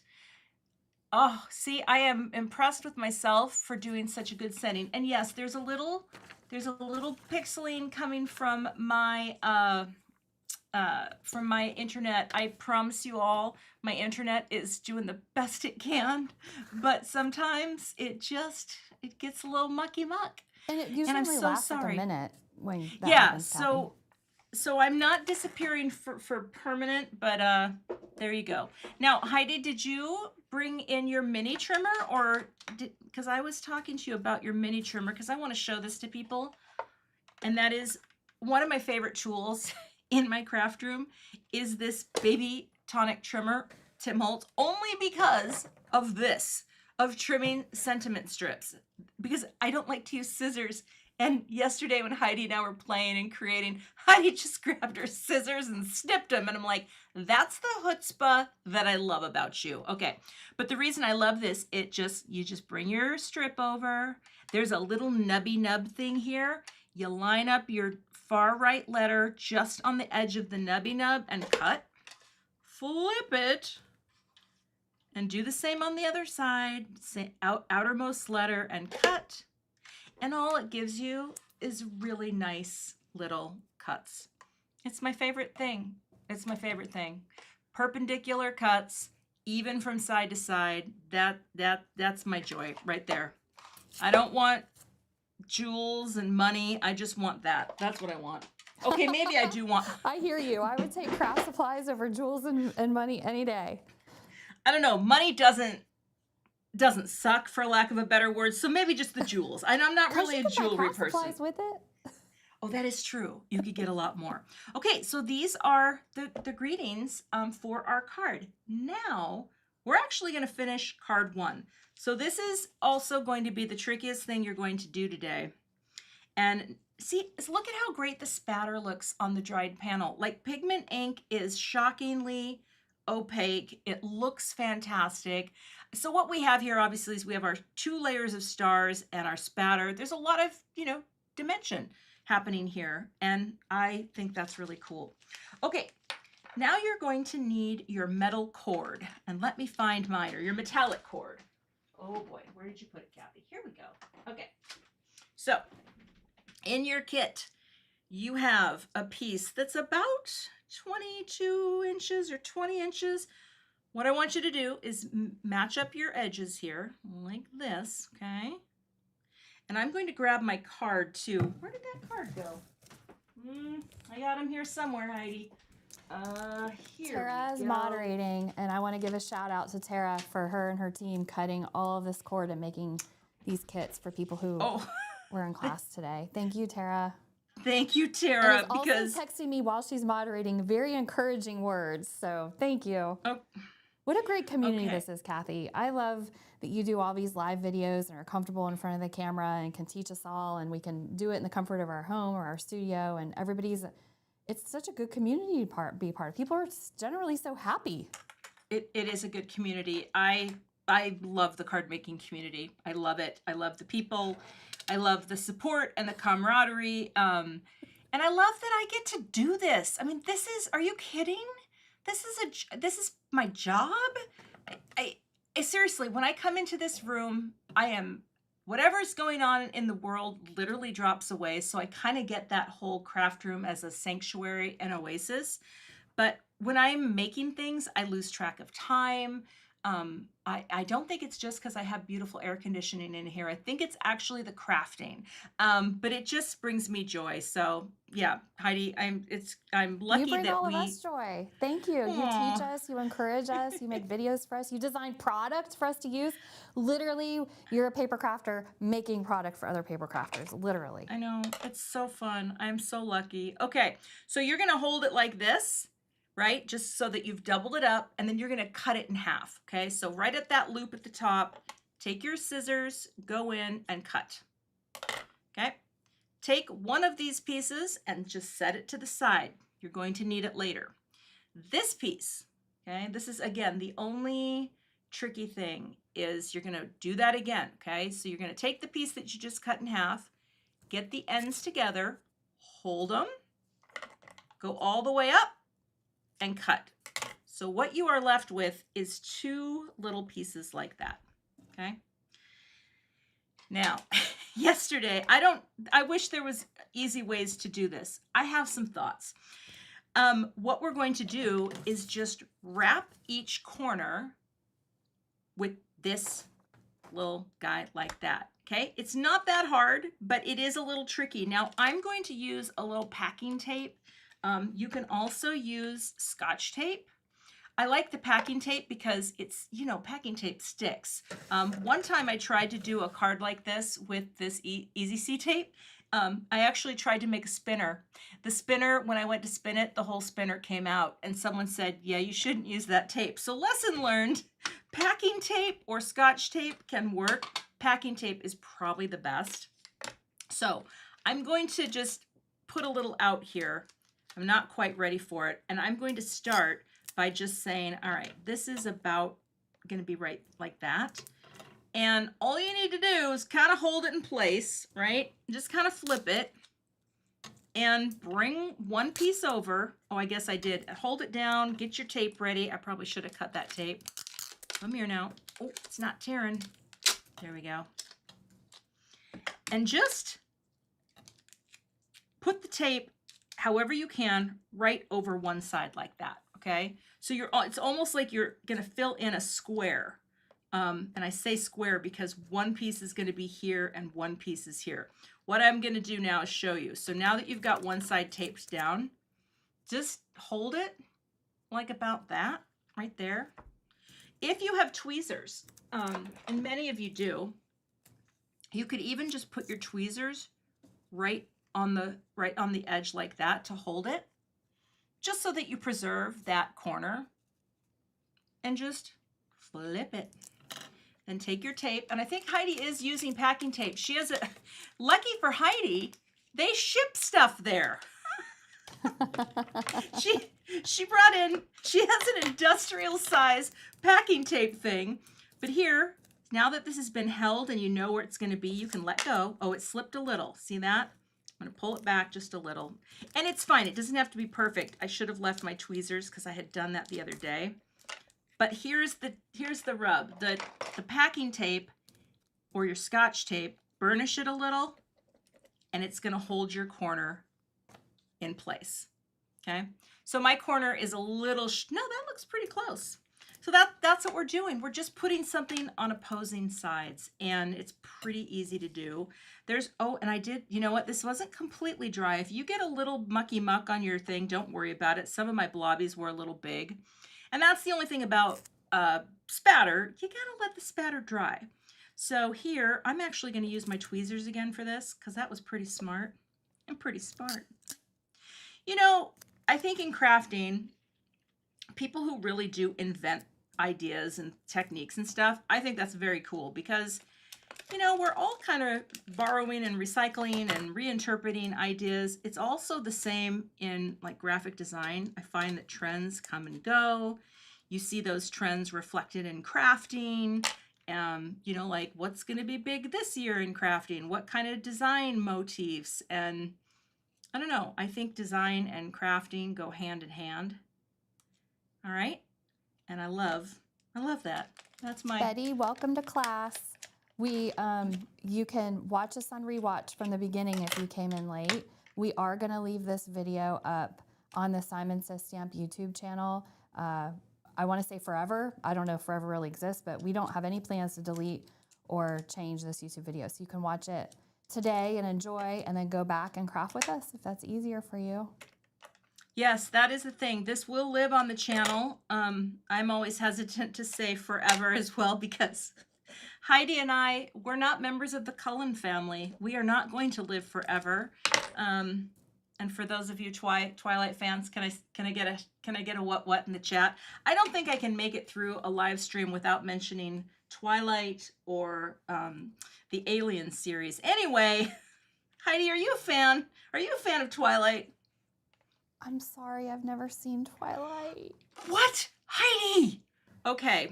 All right. The next time I come to Ohio, we have a date, and it's called Twilight Night, and we will have snacks, and we will watch it, and you will probably think it's a terrible movie, but it is the most magical movie. My daughter and we binge watch all the Twilight movies in the fall, and yeah, that's what we do. Okay, I would love now, that, Cathy. Come to Columbus. It's humid and hot. Oh gosh, it Get is in a as cool, much here. air-conditioned movie theater and have some popcorn and not diet soda. I think, yes, let's have big, giant blue raspberry Slurpees, the kind you can refill, because those are pure joy in a cup. Okay, you have the foam squares in your kit, and you can use those for here. I'm actually going to use Big Mama foam tape because I love this foam tape. This is a Simon product, and it has a very nice low loft. So that can be really nice when you are making cards and you want to pop things up, but you don't want it too bulky. The other nice thing about using foam tape anytime you wrap something is it will seal in your tape on another level and help it to not go anywhere. Or not your tape, your cording. Did I mention the cording? Like, if you like silver things for the holidays, do we have this in gold too, Heidi? Like, there's the silver. Is there also gold in the metallic Simon cording? I feel like there is. Maybe? I don't think we ended up doing Okay. Tara's in the chat. I think the gold we had. Tara, will you look on our website and see if we have gold? Because I know we looked at it and I can't remember if we brought it to market. We had trouble with the color for a while. Yep. You know what it is, Heidi? We have a clear, I want to say like almost an iridescent. Does that sound right? Like it's a clear, Yes, it's just like this. holographic. Okay. Yes. Okay. Because this stuff is perfect for holiday. I mean, yeah, it's perfect. So if you like to wrap things and make tags and you like the cool silver tones, this is really good stuff. All right, let's make a note card, shall we? Oh, wait, did you take your adhesive off the back? Not yet. No, Heidi, okay. don't do that yet. Okay, just set I made it. the same mistake yesterday. Okay, leave your adhesive on, everybody. Yep, leave the adhesive on. And actually, while you're here, you've got your foam squares. Put foam squares on the back of your greeting too. See, here's the thing. This is a really simple design. You could make this in any color palette or colorway, as the designers say. You know, you could do, yeah, just these, any silver and any cool tone. This would look so pretty in the green leaf, you know? Yeah. All right, I need to get another piece of white cardstock. Let's see. Okay. So Heidi, you'll need your paper trimmer again because we are going to cut this down, okay? And I'm going to make a top folding note card. You are certainly welcome to make a side fold, but I'm going to cut this right at 4 1/4. So this is the second piece of the Nina 110 pound. And this will be for my note card. All right. So let me grab, I need a, what is it called? A scoreboard.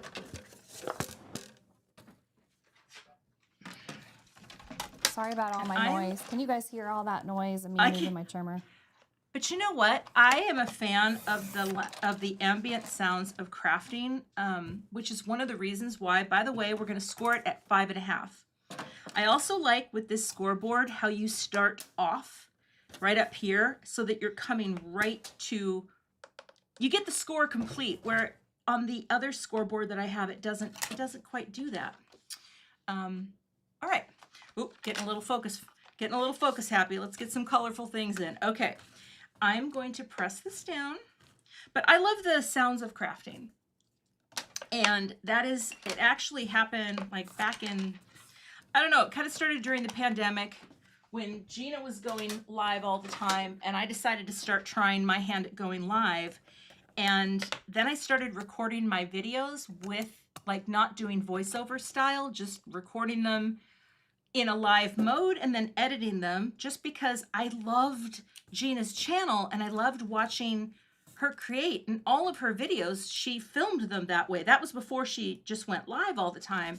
And I was just a huge fan of the sounds of crafting. So that's what I do.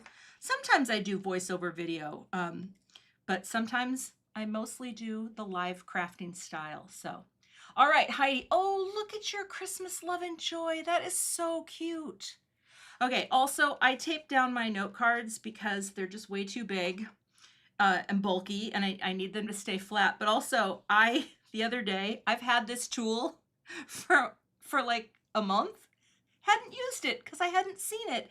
This is like a really quick way to get your backers off. You just scrape over it, and off they come. So, do you have one, Heidi, in your studio? I have one, yes. Yeah, anything that doesn't make me have to dig makes me happy, and it just lifts off the edge, and then you're good to go. All right, so now you're gonna pop that down right in the center, and again, it will have a little pop-up, but not too much. So I'm gonna stand up and look right over the top. I like to see all four corners, visualize. I love that this camera that I'm using does not show my head, and pop down. And now you have this nice frame of white. I am a huge fan of cropping panels and having white edges or whatever the color of your cards are underneath, right? It can be whatever you like, but I love a margin. That is the margin. And I just think it allows your design room to breathe. It invites a little restful open space. And yeah, it's my thing. Okay, now once you get your foam square backers off, take your liquid glue and put a little daub on each little dot or foam square. I do this, I've been doing this for a really long time because foam squares stick so hard and fast that if you put it in the wrong place, you're frustrated and you can't straighten it out. And actually, Heidi, I do have my ruler here, but I can kind of eyeball this one pretty good. I love these T-squares for card makers, but if you have the liquid glue, it just gives you a second to make your placement and then wiggle a little if you need to, okay? And I like that. And once I get it where I want it, I can kind of look here at the making. Yeah, that's straight. And press, okay? Great. We're almost done with the card number one. Glue wet. I love that. Yeah, Great it tip. just gives you some wiggle room. Okay, you can grab now your confetti style sequins, your starshine, and we're gonna dump this in, okay, like that. Oh, I didn't need all of them, but there you go. We're gonna use them on every project, so that is probably a good plan. And now all we're gonna do is grab the smallest one, then one of the mediums. So what we're gonna do here is we're gonna go 2 smalls, 2 mediums, and 1 large. And that's kind of my formula anytime I'm, doing embellishment placement. I like odd numbers. Sometimes even numbers are fun too, because sometimes I'll do 3 up here and 3 up here. So we have 2 groupings of 3, but a lot of times I'll go with the odd number. It's kind of an energizing thing in design. People in design say that, and I think it's kind of true. But we're just gonna place them like that, okay? And you got your liquid glue. So Heidi, are you a put your glue down first person? Because look at what you're doing.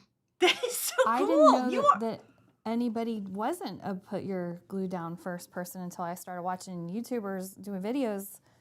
Oh my gosh. Oh, there's another way to do it, but I literally love your placement. See, that's really energizing.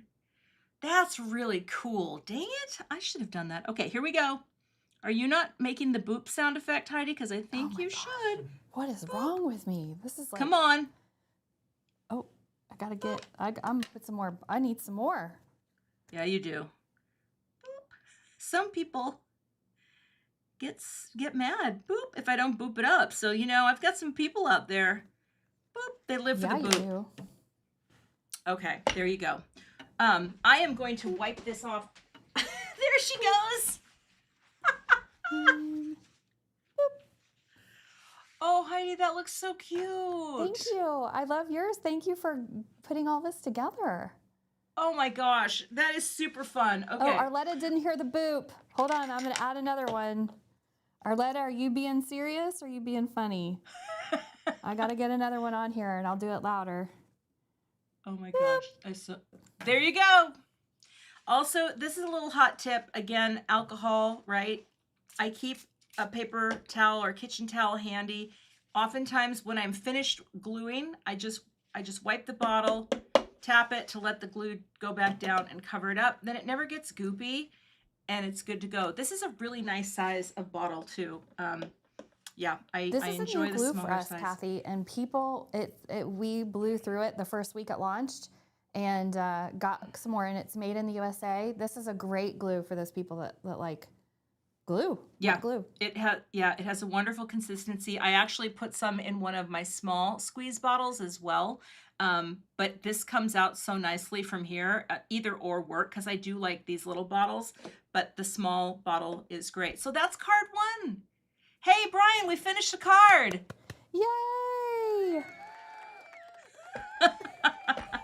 Woohoo! Brian Okay, and his okay. whole crew of twin brothers have joined us with cheering. I love it.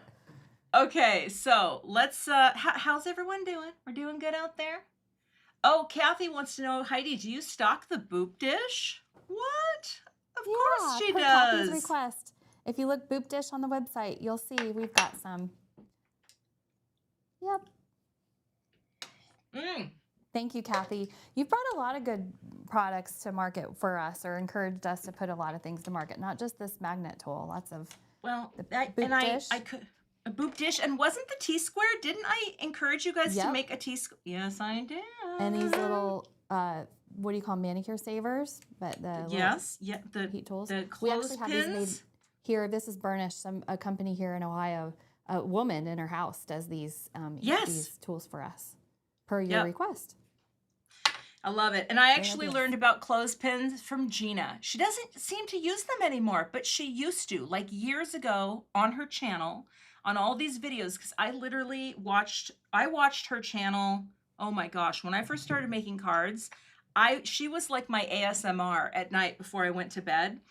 And I learned so many things, and that was one of them. Okay, so you finished your first card. Now, let's bring in the tag, okay? Because we're going to finish the tag as well. And then we're going to move on to the final card, which actually will be faster than you think. But we're doing pretty good. We're closing in on two hours. Okay, so let's go ahead and add foam squares to the Holiday Joy. Now, you can go rogue on this if you like Heidi. I don't, it's fine by me. No one's complaining. Oh, see, it looks like I'm clear, crystal clear. You know, it's hard to say with the internet. The internet, for all its goodness, sometimes it's just so wonky. All right. So another thing you can do too, never fear, you can always cut your foam squares in half to make them a little smaller if you need them. Because I like to give some support to the descenders or the ascenders of a letter. And that simply means the descender is the part that dips down, and the ascenders are the part that dip above the core, which is called the X height, I guess. That's the X height of a letter. There's your lovely typography lesson for the day. But the other thing is too, that's another reason to double up your die cuts and add an extra layer, because then they're less likely to get smushed in the mail. You know, they'll hold up a little better. And that's always good. One time I sent a card, I'm pretty sure, to Jennifer McGuire, and I think when she took it out of the envelope, I think all of the layers just fell off in her lap. So you never know. You know, I guess they say it's the thought that counts. But what are you going to do? Heidi, I like the darker stars on that. I like your little rogue effort there. That looks really good. The ocean ink that you picked for this is just so lovely. I couldn't resist. I know, the colors it is a beautiful trio of blue, but also these greens, they're relatively new. Like I think we only added cabbage, artichoke, and kale like in the last year. Does that sound right? Like yep.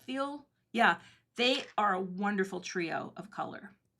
All right, here again, I'm gonna do my little daub of glue for my placement. And you can place this however you like. I'm going at an angle where, see this little swoop-de-doo on the Y and the descenders on the word joy? We're going to set it up so it's just on that angle line, a little bit up. See how I can slide it because of the liquid glue, because liquid glue is the best thing ever. And that way, these little guys break that plane, that line, and this dips out there. Holiday Joy, I'm telling you. As you mentioned, Heidi, it's swampy where you are right now, and it is so swampy here too. And I I know that people love summer, and I wish I was one of you. I do. I wish. The only I do, but I don't. The only time, though, that I will say, my sister-in-law and her hubby, they decided to move to a house on a lake up north, not so far away. And by the way, we're going to pop down the sending right over that 1/4-inch strip, like that. And they have a place on a lake, and being in the water on that lake feels pretty darn good on a hot day. But I have to drive 40 minutes to get there, and sometimes that doesn't happen. Okay, how are we doing? Looking good. Oh, Heidi went the opposite way. You little sassafras. I love it. Okay.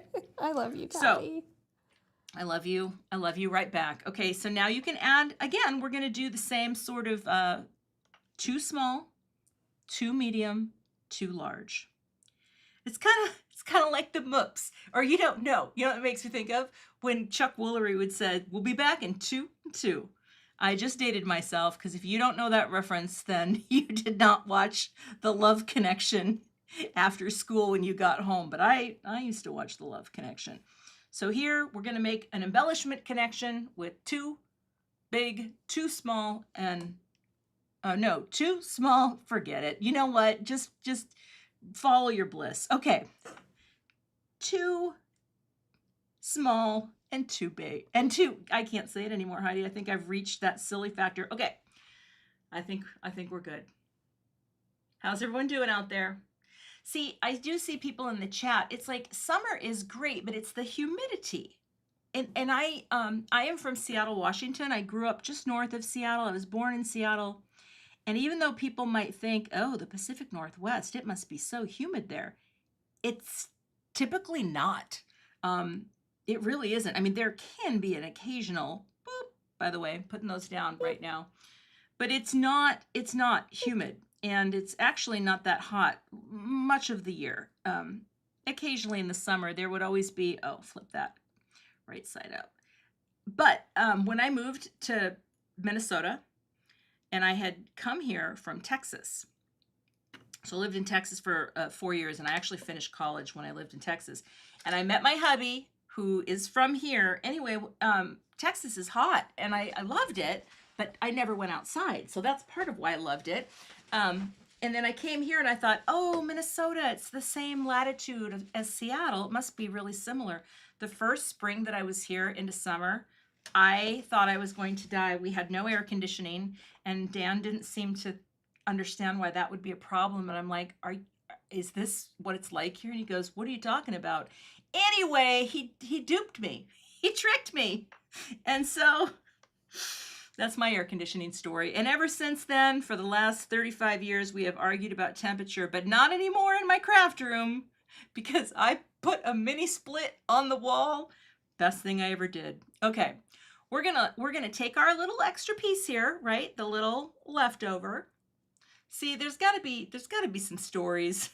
And I forget that I'm teaching a class, and then I start talking about air conditioning for the next 30 minutes. But you're gonna just fold it in half, okay? And we're gonna take our loop, our front loop, and we're going to go through the front door, and then thread it through like that. And when you do that, you get that nice little finish of a little finishing front loop like that. And that is the tag. How are you, Heidi? Well, oh, Heidi, look how cute that is. I love the multicolor. Thanks, oh my teacher. gosh, that's so You've cute. made great projects for us. I am so proud of you. Thank you, Jenny Lynn Handcrafted. I do have the stories. You know, the funny thing is, though, I do know that for those of you who watch my channel, you know a lot of these stories already. And for those of you who've never, watched a live or whatever, you do get stories on a live stream. It just happens. I think it's my only social activity of the week. So, all right, Heidi, what? We did it! Well, Yay! I have one thing I want to do before I call this finished. Okay. If we have a moment to add another star.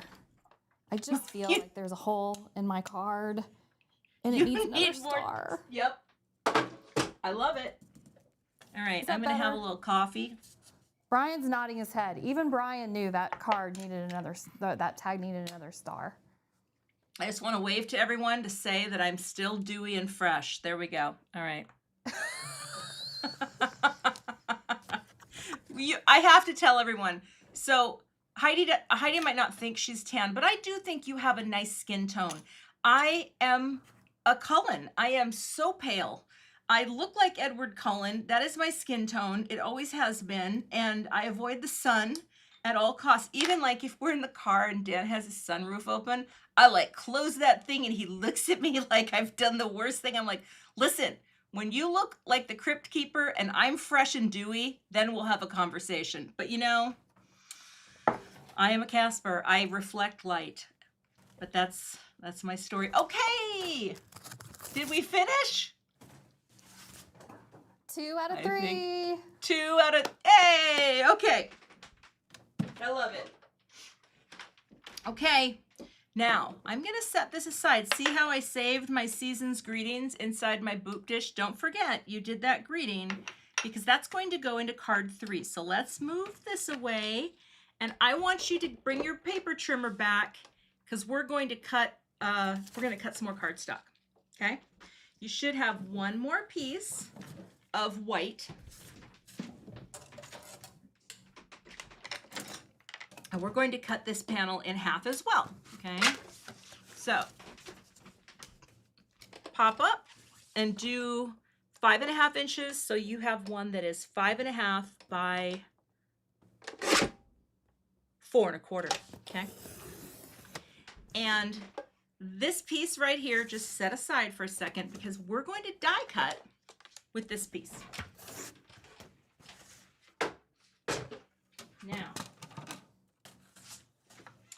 Now it's time to get out the Festive Swag stencils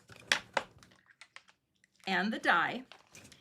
And we're going to do the die cutting first, okay? Because it's so much easier to line this up when you die cut it out beforehand. I have to pop some of my little guys out there. There we go. And you have enough room to cut 2 of these out of 1 panel of cardstock, okay? And I'm actually going to take just a little tape here to hold that in place.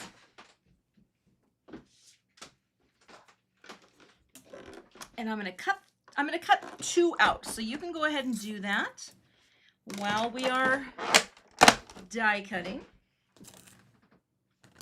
Okay. I just saw someone say it's a great way to spend a Friday. I agree.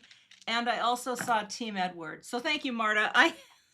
I always see, you don't know what I'm talking about, Heidi. If I say Team Edward, that means nothing to you. We have to remedy this situation. That's all I'm saying. Is this a Twilight? Yes, it is, my dear. Yes, it I'm is. game. Okay. Even, you know what? We could even do a staff watch party. Now, oh, I need this again. Now that would be fun.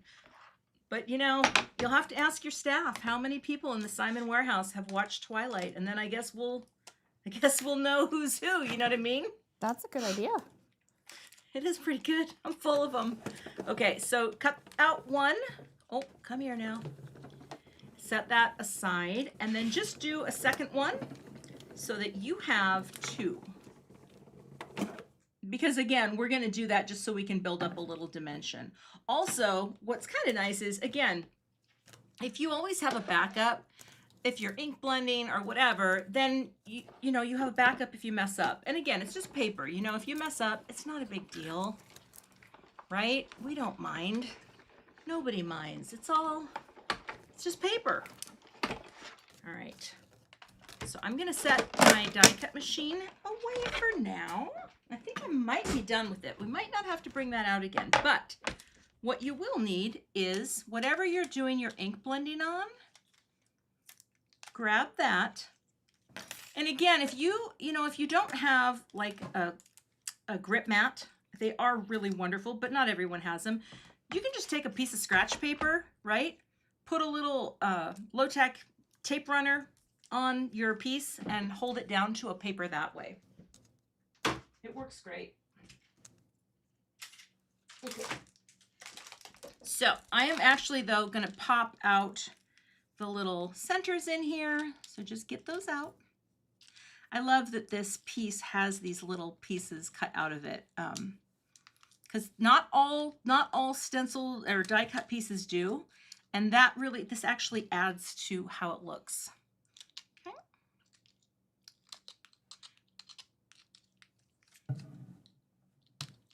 How's everyone doing out there? Oh, there are people who've never seen Twilight. You know, it's a funny thing. I read the books when I was an adult. I can't say when I was a kid. And I don't know. They're just, when I was a young person, every Halloween I was a vampire.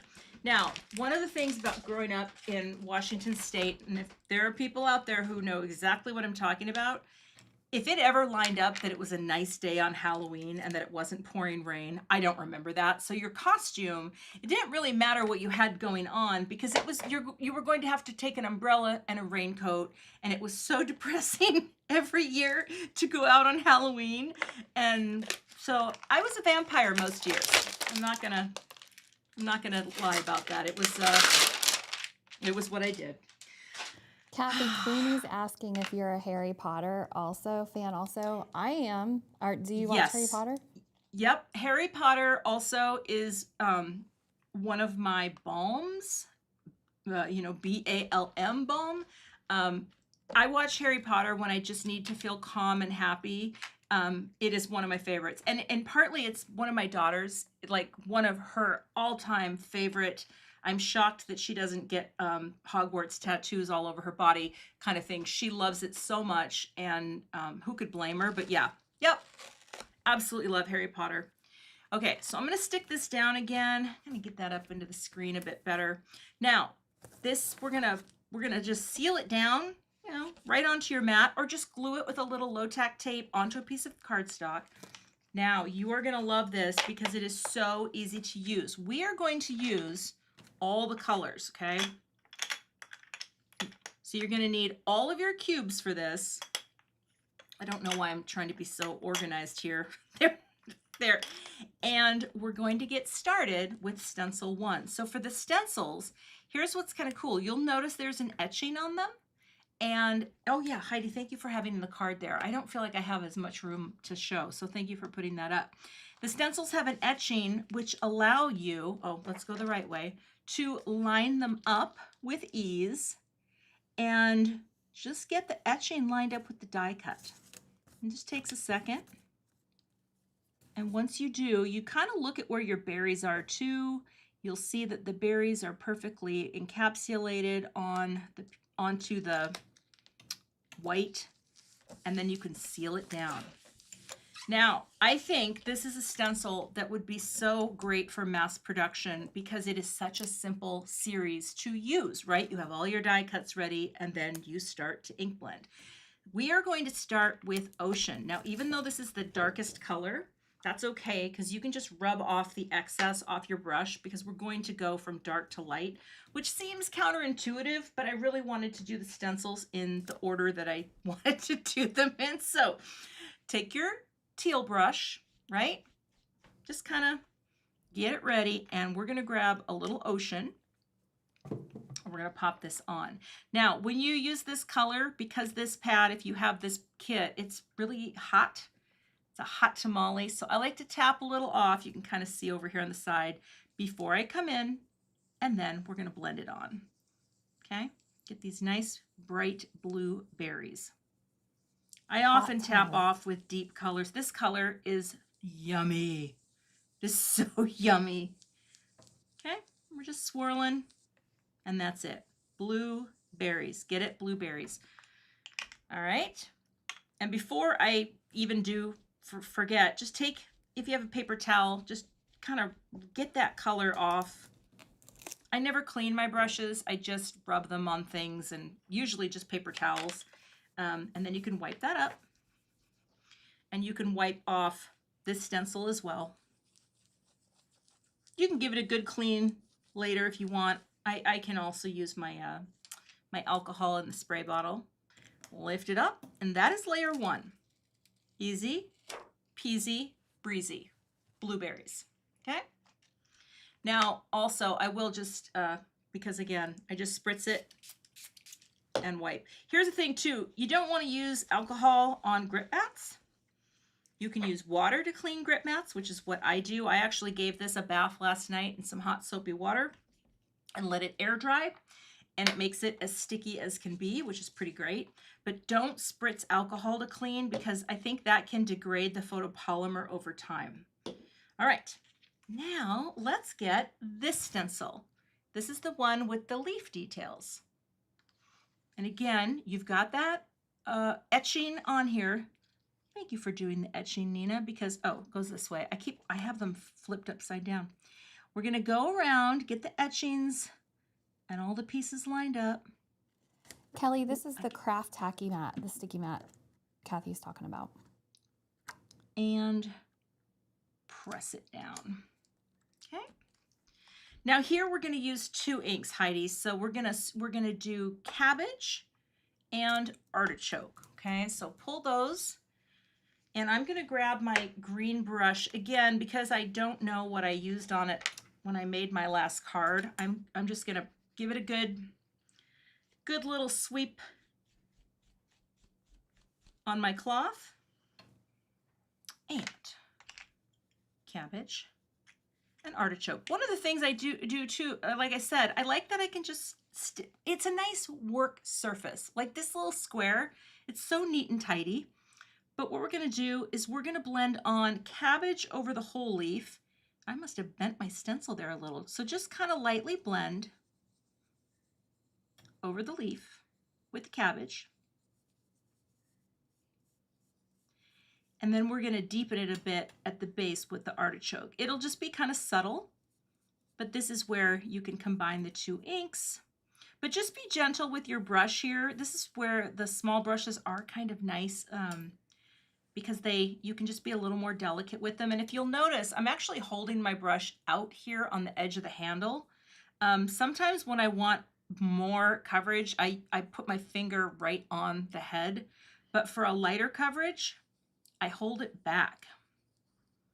And that's a hot tip for the day. Okay? Hopefully there's been many hot tips. Twilight is a good movie. Heidi's never seen it. I'm not gonna hold that against you, I promise. But okay, so we're just doing that nice little layer 1 with the cabbage. This is a lovely trio. You know what these colors are to me, Heidi? This is like Nordstrom Christmas.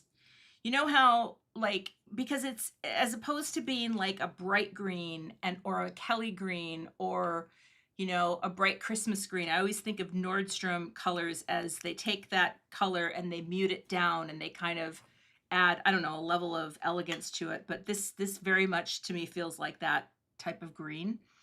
Now you're going to take a little artichoke, and you can tap off a little if you know, just to see how much you want on. I tap off a lot too, just so it's not blobby. And then just kind of come in at the base of each leaf. You don't have to go all the way up, okay? Just at the base. It's just going to add that sort of two-tone look, and just little light circular movements will be enough. Like that. This is, I'm very relaxed right now. I don't know about you. Oh, me too. I'm having some relaxing time. This is, Heidi loves ink blending. So Kath, I do love ink blending. Yeah. We're starting our Christmas cards now, which, speaking of relaxed, makes me more relaxed during the season. So I love that Christmas in July is bigger than ever this year, because it's going to make it even more enjoyable to like bake and make last minute tags and do all kinds of things in November and December. So Absolutely. I'm not usually this far ahead. So this is like a record for me. Can we, Kathy, do you care if I take a poll while you're teaching? Please take a poll while I'm teaching. I'm going to clean my stencil. The people who are joining us live, and even if you're on rewatch, you can comment in the YouTube. How many people plan on getting a head start on their holiday cards early this year? If you're here today and you're making and you're creating, you have a head start already. But is there anybody who plans on starting and finishing before That's a good question. November, let's say? Before. Like, where are you guys at in your card making for the holiday season? Because I'm trying to adopt this early start Yeah. I vibe. mean, this, and the thing is too, I know, like, it's just the process. Like when you leave it to November, it can be stressful. And I know card makers like to enjoy what they're doing, you know, so that I think starting early is smart. Also, we're going to take the stencil that has what looks like the little holly type shaped leaves. See, that's, you know what's interesting? It is a holly leaf, and those berries are holly berries, but you know what? You can make them blue, because with card making, we just create our own reality, and that's the beauty. That's the beauty. You want blueberries with your holly leaves? That's what you're going to do. All right, sealing it down. What are people saying here? Planning early. Friend date for Christmas in August. That sounds fun. Looks like people start all over the place. September, October. Yes. Okay. Oh my goodness. Susie SMT has 3/4 of hers done. Now that, my friend, that's an organization. Okay. 3 cheers for Susie. Yes. Okay. Now we are going to take we're going to do these little friends in artichoke. So leave your artichoke out. Okay. And these guys can just be one color. Okay. You don't have to worry about getting any blend or, gradient on here. Just one color. And I think it's such a good color too. I think it's okay to have some things that have a bit of a gradient to them and others that don't, because, you see a lot of things in nature. Not everything is all the same, and that's our nature lesson for the day. Okay. But see how this comes together very quickly, and I do appreciate a small layered stencil set. So if anyone out there is new and you've never done layered stencils before, this might just open a door that you are not going to be able to close. Because I think layered stencils are the most magical development in card making, because for people like myself who I don't draw, and I also struggle sometimes with coloring, they give you this ability to make something that is so beautiful, and it's because of the opening of a stencil, and that I think is just magical. All right, Heidi, we're looking good. We're in sync. All right, now the next stencil is the bow, and again, you can line that up, get it right in there. Use the etching, and just make sure that the bow is all encompassed with a little cardstock. Man, now here, I'm loving this mat. Oh, isn't it great? Okay, so this does have a bit of, this is why I like a craft pick for many reasons. But while you're blending, you can always, if you have a delicate part of your stencil, just use your craft pick, which is easy to wipe the ink off when you're done. It just helps to keep things from moving around. So you don't go under, because we've all done that, right? So I'm going to take two color, let's see, what am I using here? I want to do Seafoam and Surf. Yep. We're not going to use Ocean anymore on this, because we already did the berries. So take your Seafoam. I'm going to do it this way so I don't confuse myself. And your Surf. Take your brush again. I don't know if I did this already, but I'm just going to wipe it off to make sure that I am coming in with the Seafoam. Now, how do I want to do this? Do I want to do, I'm going to do the Surf first. So we'll take our Surf and just do it again. I'm going to hold this down with my craft pick like that, just to keep it secure, and just do a little circular darkness right in the center like that. Okay. So that'll give you nice depth right in the center. And then I'm going to wipe that off again. Rather than blend out that color to be lighter, I'm going to just bring in a lighter color. And here, just again, craft pick to hold it down, and you can blend over it just to make sure you don't go underneath. but you can go right over it like that. You can even just kind of sweep out if you want, but I like that you can hold it down with your craft pick and get that lighter color on the edge. Okay. This looks a little awkward the way I'm holding my craft pick, but there we go, right over. Like that. So always remember that. If you have any little area that you're worried that's not going to stay down, you know, I know there's products like Pixie Spray, and I like Pixie Spray. I've used it for really intricate things, but I don't like having sticky stencils over time. That's just me. So I kind of like just using my craft pick. And see, we're just going to blend over that darker area and kind of blend it out like that. Same thing on this side and blend it out. Okay. Oh, I love that. A little sweep there. How's your ribbon, Heidi? I haven't done the, I'm kind of nervous because I didn't hold down everything, but this is a good Oh. tip that I'm just trying. I know the big reveal is coming. I'm excited about the big reveal, but I'm a little nervous. No, it'll be fine. But here's the thing too. And again, let's lift up. I mean, I may have gotten a little, even if you get a little bit under, it's no big deal. Right? Isn't it pretty? Thank It's you, so Cathy. glowy. Very glowy. Very glowy. Love that. Okay. I'm gonna clean, and then we have one more layer of this, and that is the big guys here, and we're going to do that in the kale. So get that lined up. And I know some layered stencils can seem very complicated, but I will say one thing at Simon Says Stamp that the designers try to do is make really usable stencils that are not going to confuse you. They're going to make you look really smart and make you make beautiful cards. And that credit all goes to people like Nina Marie Trapani and Sherry Carroll. So ladies, I just want to say thank you for that.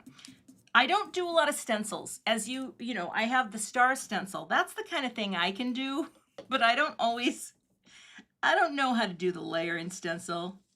So that is where I bow down to my fellow designers at Simon. Look at how dark this makes is. The dream work. Does it ever? Does it ever? Okay. So Cathy has stamps, dies, and some stencils that are all available exclusively at Simon Says Stamp. Yep. SimonSaysStamp.com. They are exclusive. You cannot get them anywhere else. That's the facts. I am lucky. I had a call with Heidi many years ago, and I said, I don't know. I just remember you had sent me some inks once, a long time before that. I didn't know what to do with them, and then there I was getting back in touch with you saying, hey, do you think we could work together? And talk about a great call to get. It's like when your parents, and you're a kid and your parents are like, would you like another bowl of ice cream? The answer is very easy. Of course.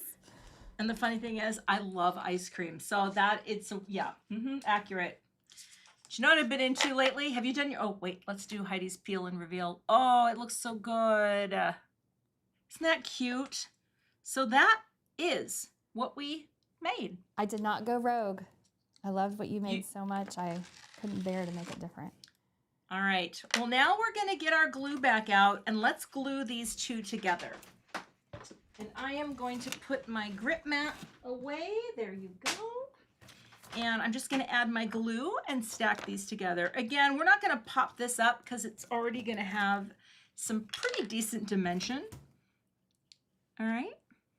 And also, if anyone's watching on rewatch, that's, let's say you have questions. You can always email me directly. I have an email. I don't have it up on screen, but it's just Cathy at cathyzielske.com.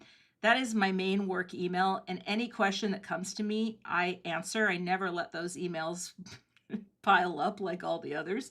And And yeah, even today, if there's something you had a question about, you're welcome to contact me directly.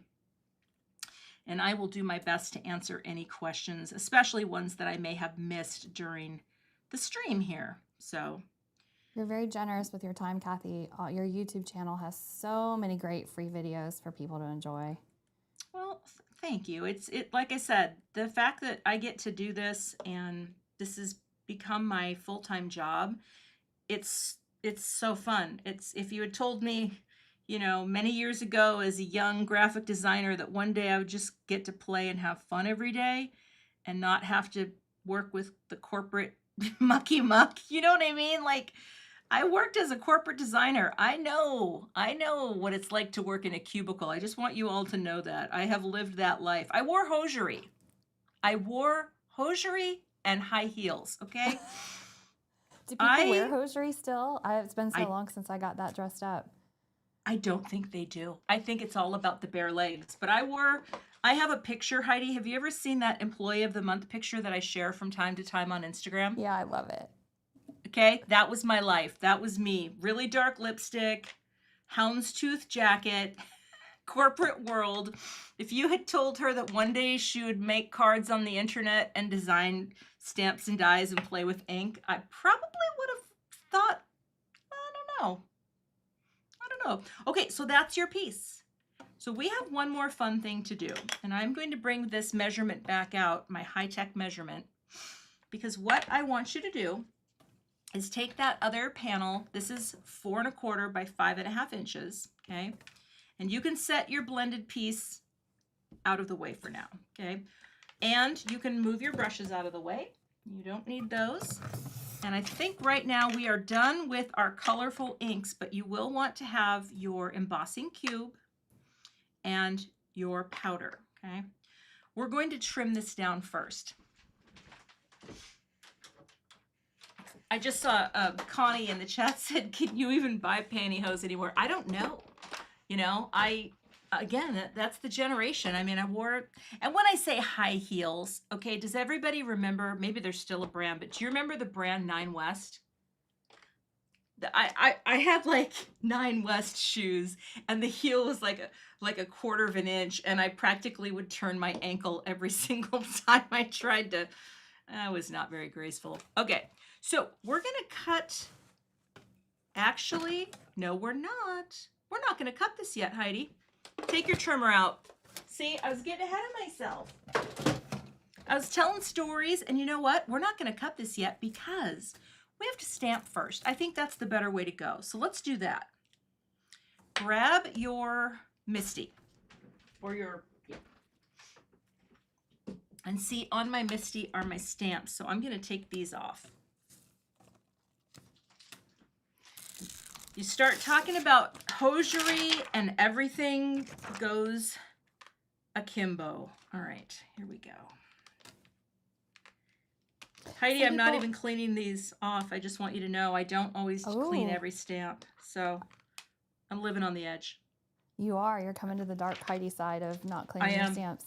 I see a couple of people asking questions. Cathy, do you care if I chat through while you're getting stuff prepped? Yeah, go for it. A few people asked about coupon codes. We did send a code via email to everybody on our newsletter list this week. So if you're not subscribed to the Simon Says Stamp newsletter, all you have to do is go to the front of our website, simonsaystamp.com, and on the bottom left, there's a subscribe to newsletter. You need to always make sure you're opted in. If you've unsubscribed for any reason, then you're going to stop getting our emails. And those people who purchased a kit for this class, the class kit with the ink pads and the adhesives and the stamps, the dies, the stencils, the everything, the $99.99, make sure you watch your inbox closely this weekend, because Stephanie is, as we speak, preparing a special email as a token of gratitude to those people who purchased the class kit. We are sending you something special in your email, a coupon code, this weekend, so that you can shop and pick up any other things you thought of you might need for class or for the holiday season, or you want to get some more cardstock or replenish anything. Or Cathy used a tool maybe today in class that you're like, oh my gosh, I have to have that too.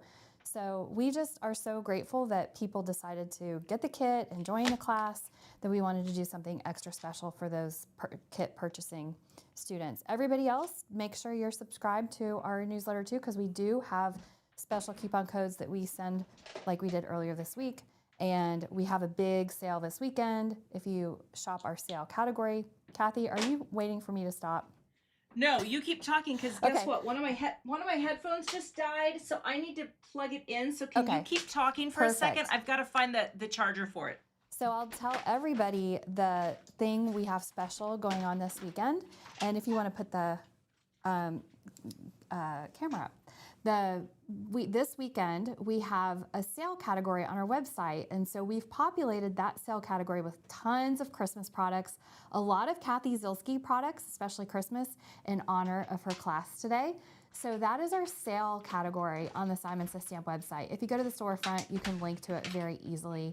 And anything from that category, and I think last count there were about 700 products in that category, are 50% off this weekend only. You just have to make sure that you use the coupon code DEALS, DEALZ, DEALS, like CZ, DEALS. Like as in Zielske. Yes, as in Zielske. So something fun for everybody. It's our summer clearance. We're making room for new holiday because the 2025 holiday products are definitely starting to pour in. So you can shop that category. Cathy's getting her battery regrouped, so I'm just taking this TV timeout. So that's something special for everybody. I see people asking about the coupons, and just make sure you're opted into our newsletters via email because we do have lots my of coupons. earbud. Hang on a second here. And if Cathy's, I hear her still doing her batteries. Sorry. We also have the rewards program on the website that Stephanie just launched recently. So all you need to do to join our rewards program is make a purchase. You're automatically joined in our rewards program if you make a purchase at simonsaystamp.com, and you can earn discounts that way. You can earn free gifts. You can earn special perks and privileges through those rewards, and that is as an appreciation for your loyalty and a reward for you to spend and do whatever you'd like, because we couldn't do this without all of you who are watching and making and creating. And Cathy's the leader of getting us inspired and teaching us how to use these products. So thank you very much, Cathy. Can you hear me still, Cathy? Or are you still plugging in your battery? Okay, I can hear you now, and I'm so sorry. Okay. I may have said a bleeped word, but I couldn't. Everything disconnected for me, but now I'm back. I was talking so much, maybe nobody heard it. So Brian can just put the cameras on the down. Perfect. I started to panic. It was like a commercial break. Oh my gosh, it was like a commercial break. Okay, now thank you for that, Heidi. Heidi already has the stamp out, and so what you need here is your 4 1/4 by 5 1/2 panel of cardstock. Place it kind of into the center of your stamp positioner, your MISTI, and we're going to add this little guy, okay? And I'm going to peel this off. I have embossing powder all over my MISTI, so I'm going to do this without a MISTI. Okay, that is awesome, and you are a wild rebel. But you can totally do this, Heidi, because what we're going to do is, it's such a random thing. You're going to, place it over to cover most of the piece, right? Pick it up and grab your anti-static powder if you have it. I have it somewhere, although I don't think it's as important with this, what we're going to do today, because we're going to do a really random stamping of this pattern to create kind of a funky, almost vintagey looking background. And I'm going to try to make some room here because everything gets a little crowded. All right, so here's what we're going to do. Take your cube, and a cube, this is so great for this technique because you want this to look a little messy, like you missed some of it, and that is exactly what we're doing here today. So I am going to, well, and here's another thing too. If you don't want to waste ink, you can always go, I never think to do this. It's just a little tip for anyone who doesn't want to put ink where you don't want it. You can always take Post-it notes on the back side of your MISTI that will kind of give you that general guidance of where the edge of your paper is. I do that sometimes, but not very often. And then you're going to start inking randomly. And I actually kind of do this in like a Z. See what I'm doing? I'm not getting the whole thing. I might go out a little further here. I might come down a little here. And then just kind of Z it down here like that. That's it. And you can try this a couple different times, like, you know, give it a try once and see what you get. It's going to be different every time. And then you bring your piece down, or your door, and then I'm just going to press to make sure that everywhere that I inked shows up. And I try to be purposefully random because sometimes it's just our nature as stampers. We end up just putting more down than we think we're doing because it's clear, it's harder to see. I mean, you could, it's just a guess, okay? So now, oh, stay there. We're gonna add our silver powder. So I'm gonna grab my little paper catch and I'm gonna pick this up. Oh yes, it's very random. I love it. I can actually make it out with the ink, and it's okay if you touch parts with your finger. Just be kind of careful. And where did my little clothespin go? Kind of tilt it and you can see it. And now I'm going to put my powder on and see what we did. Let's see what we did, Heidi. Just coat it up.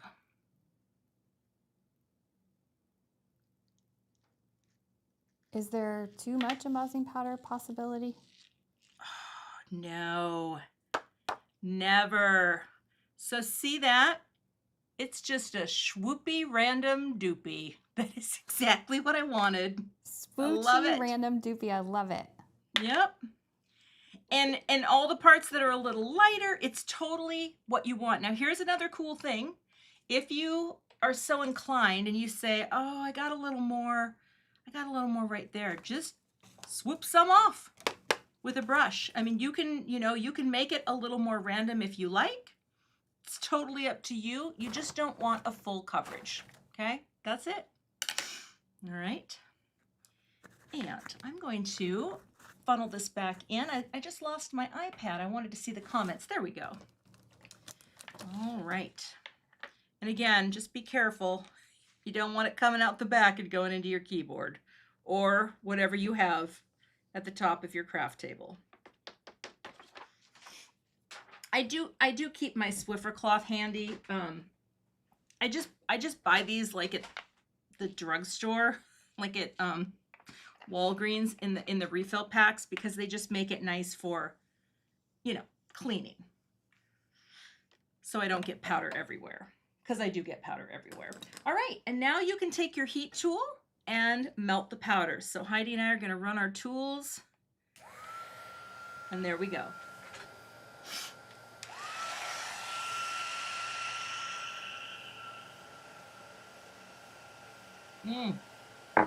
Delicious. I see people chatting about codes and things. Yeah, and my screen's going a little fast, so I didn't see it all. But yes, when we go live, we always try to have something special for the people who are watching us live, whether we share sale information, coupon information, or Cathy shows a new product, or a special free class. We like people to get something when they take the time out of their day to join us live. It's always fun to be able to do something special. Now I'll stop talking because I can't hear because I've got my heat tool on, and if I'm over talking Cathy, I'm in trouble. I can hear you, and I can, because my microphone tends to cut my heat tool out so it sounds completely silent, which is so weird. But then it makes my voice sound weird.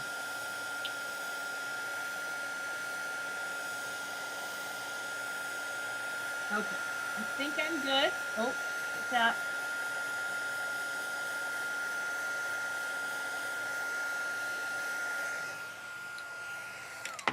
Alrighty. There we go. Now your paper might be a little warped. Mine's a little warped, but that's okay because we're going to cut this down. And here's the thing too, if you have a die that's this size, feel free to use a die that's that size. I know, Heidi, we have those dies. We have the A2 rectangle dies, and one of them is that size. But I'm just going to cut this with my paper trimmer. So let me grab that. All right. So now you want to trim this. This is the same size panel that we did on the other card, and this is 3.5 by 4 3/4. But here, when you look at this, you can kind of figure out, oh, do I want a little more off here or there? And I kind of want to preserve a little more of that. So I think I'm going to do the 3.5 closer like that. So first I'm going to go that way, 3.5, and then I'm going to go, did I just do this right? I think so. Yep. 3.5. And then here, I'm going to cut a little off that side and flip it just to kind of get the crop that I want. Okay. And actually, I will show you, this is what I'm talking about, is the A2 rectangles. This size, I'm pretty sure exists right here. Yep. So you can also do this with a die if you have these dies. And the one nice thing about it is that it actually, allows you to kind of flatten it out a little as you go. But we'll put that there. All right. Oh, I need... So now you have your, it's 3.5 by 4 3/4, okay? And now we also have our little friend like that. We need to make our note cards. So grab your piece of green leaf paper. And that is, Heidi, can you still hear me or did my earbud go? I can Okay. hear you. I never have my earbuds in this long, and one of them died. It makes this really sad noise. And anyone who has Apple earbuds, you know exactly what I'm talking about. It does the boop, boop, boop, doop, doop. It's very depressing. Okay, so we're going to cut this now in half the short way, like turn it horizontal, and you're going to cut it at 5.5 because we're going to make a horizontal landscape card. Okay. So see, you have an extra piece of green leaf, so you could make a tag with the green tones. That would be so fun. Okay. I'm also going to bring in my foam. And you'll need your scoreboard. Okay. So we're going to, excuse me, we're going to score this at the 4 1/4. That's the halfway mark. Okay.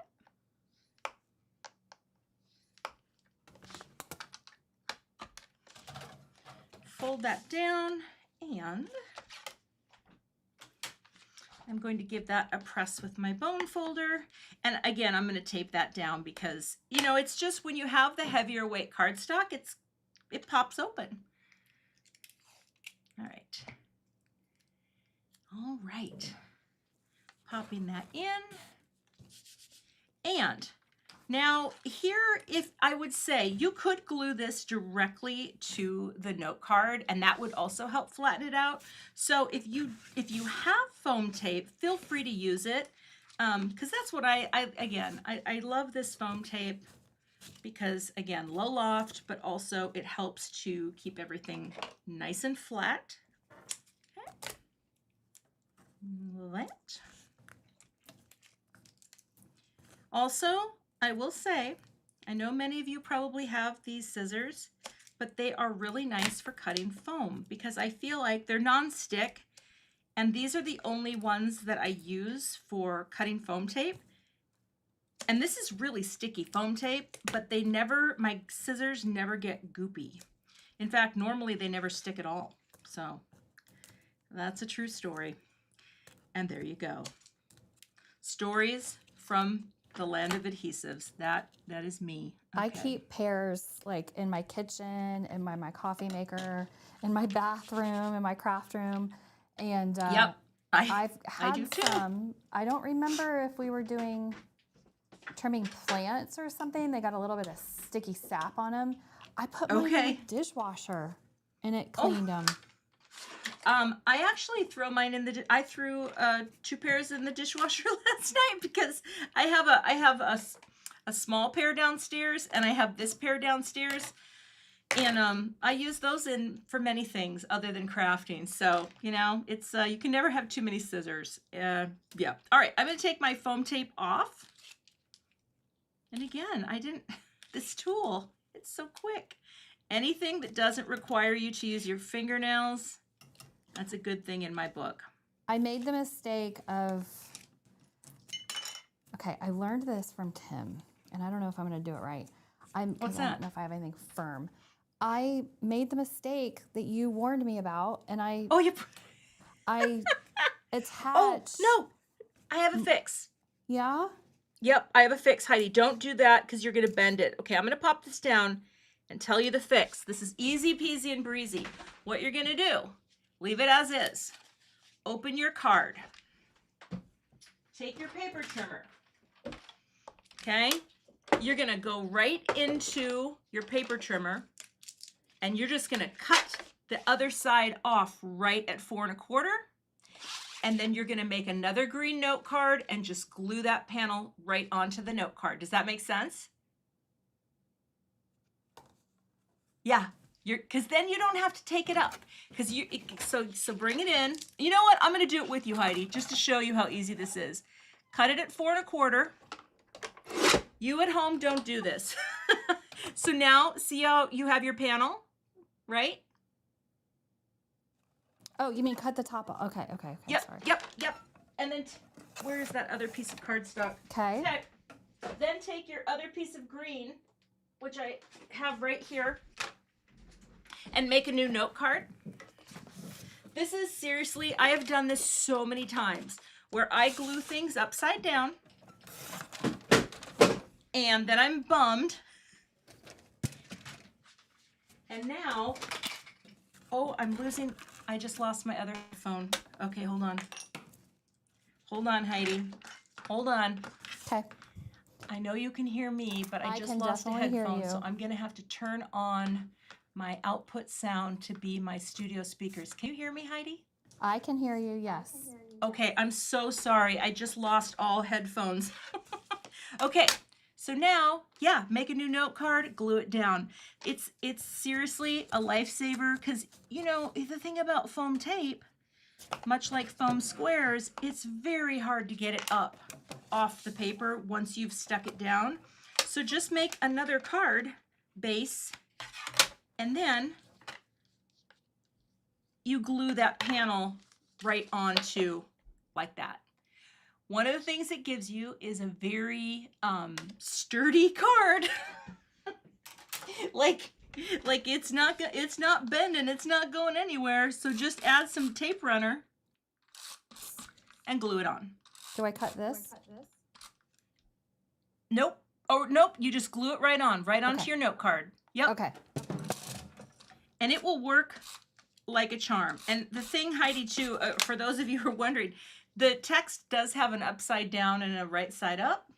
And so you just do that, line it up at the top and the bottom, and you now have a card that nobody except all of you watching, all 1,000 plus of you, only you know, all the people on replay.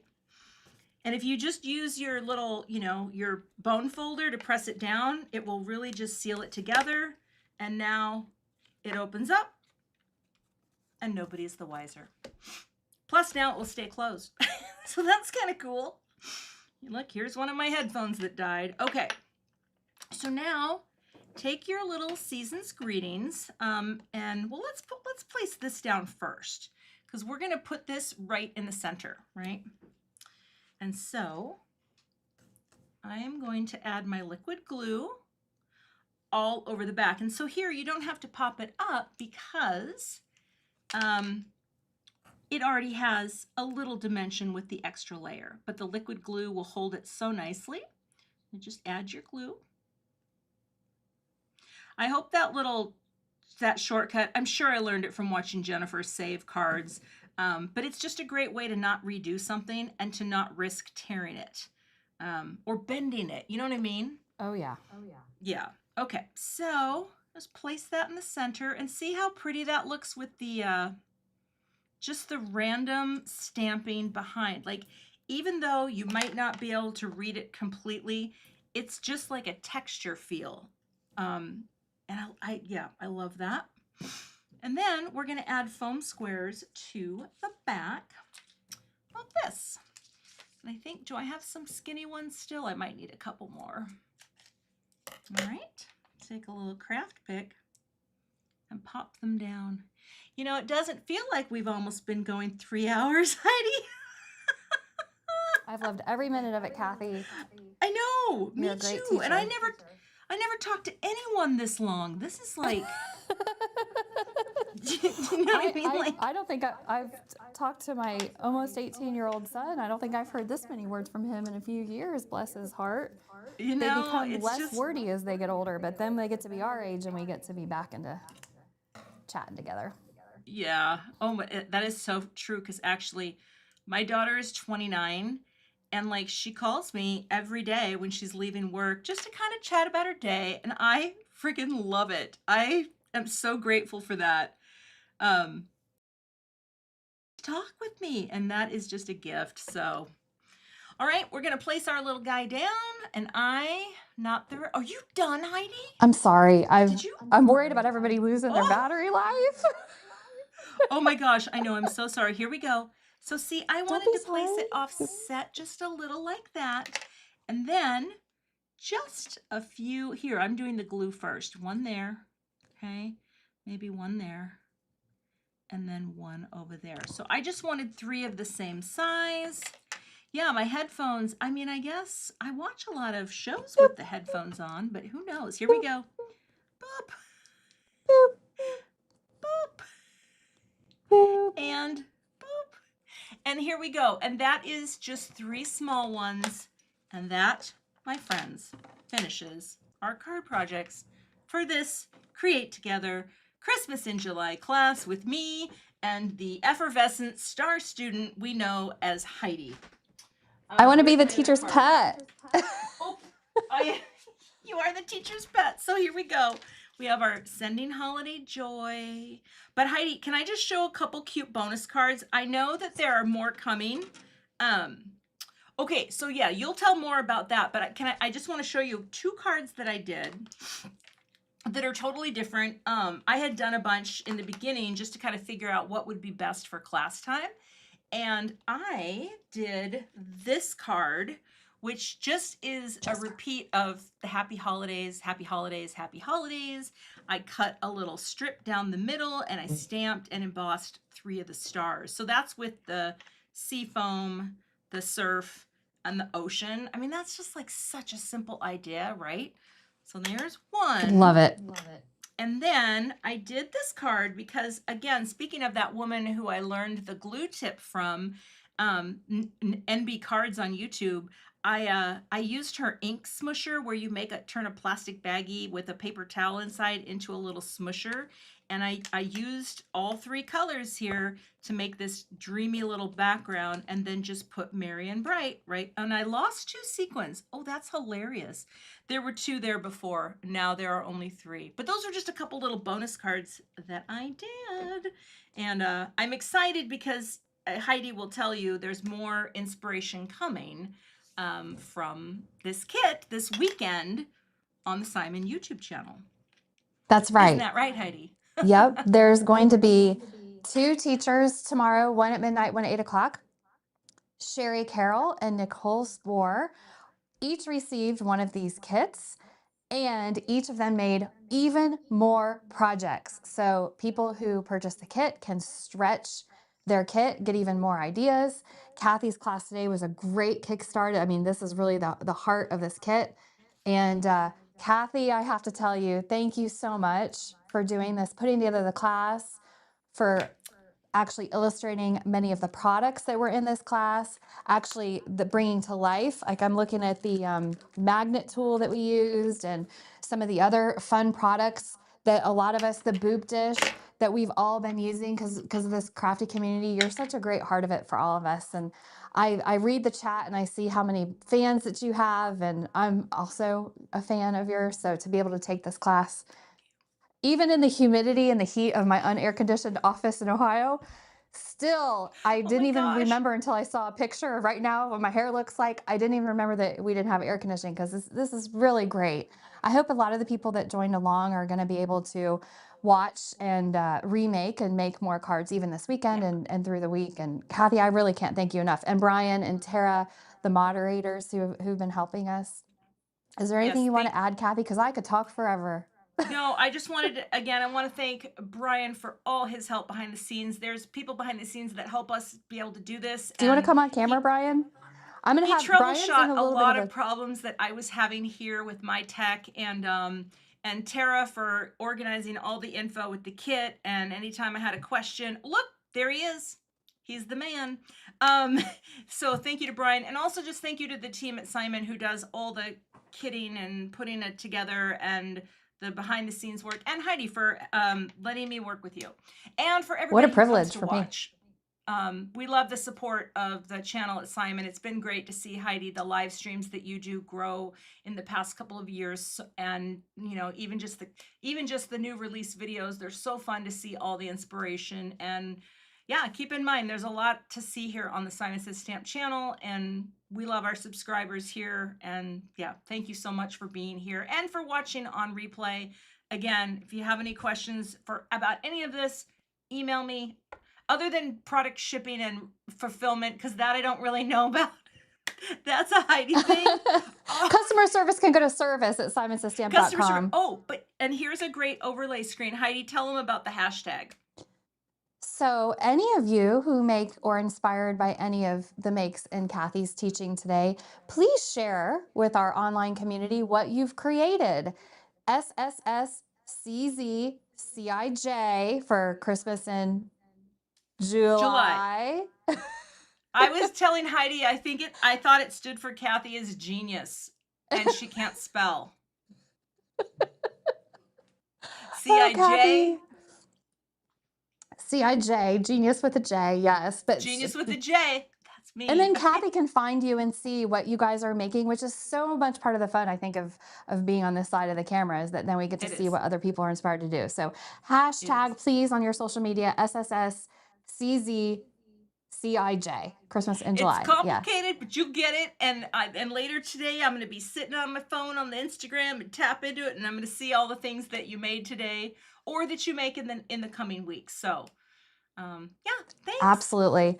Thank you, everybody, for watching us live all over the world. Thank you. It's such a pleasure to get to do this and such a privilege. So thank you all. Toodaloo. Thanks, everyone. Have a great weekend.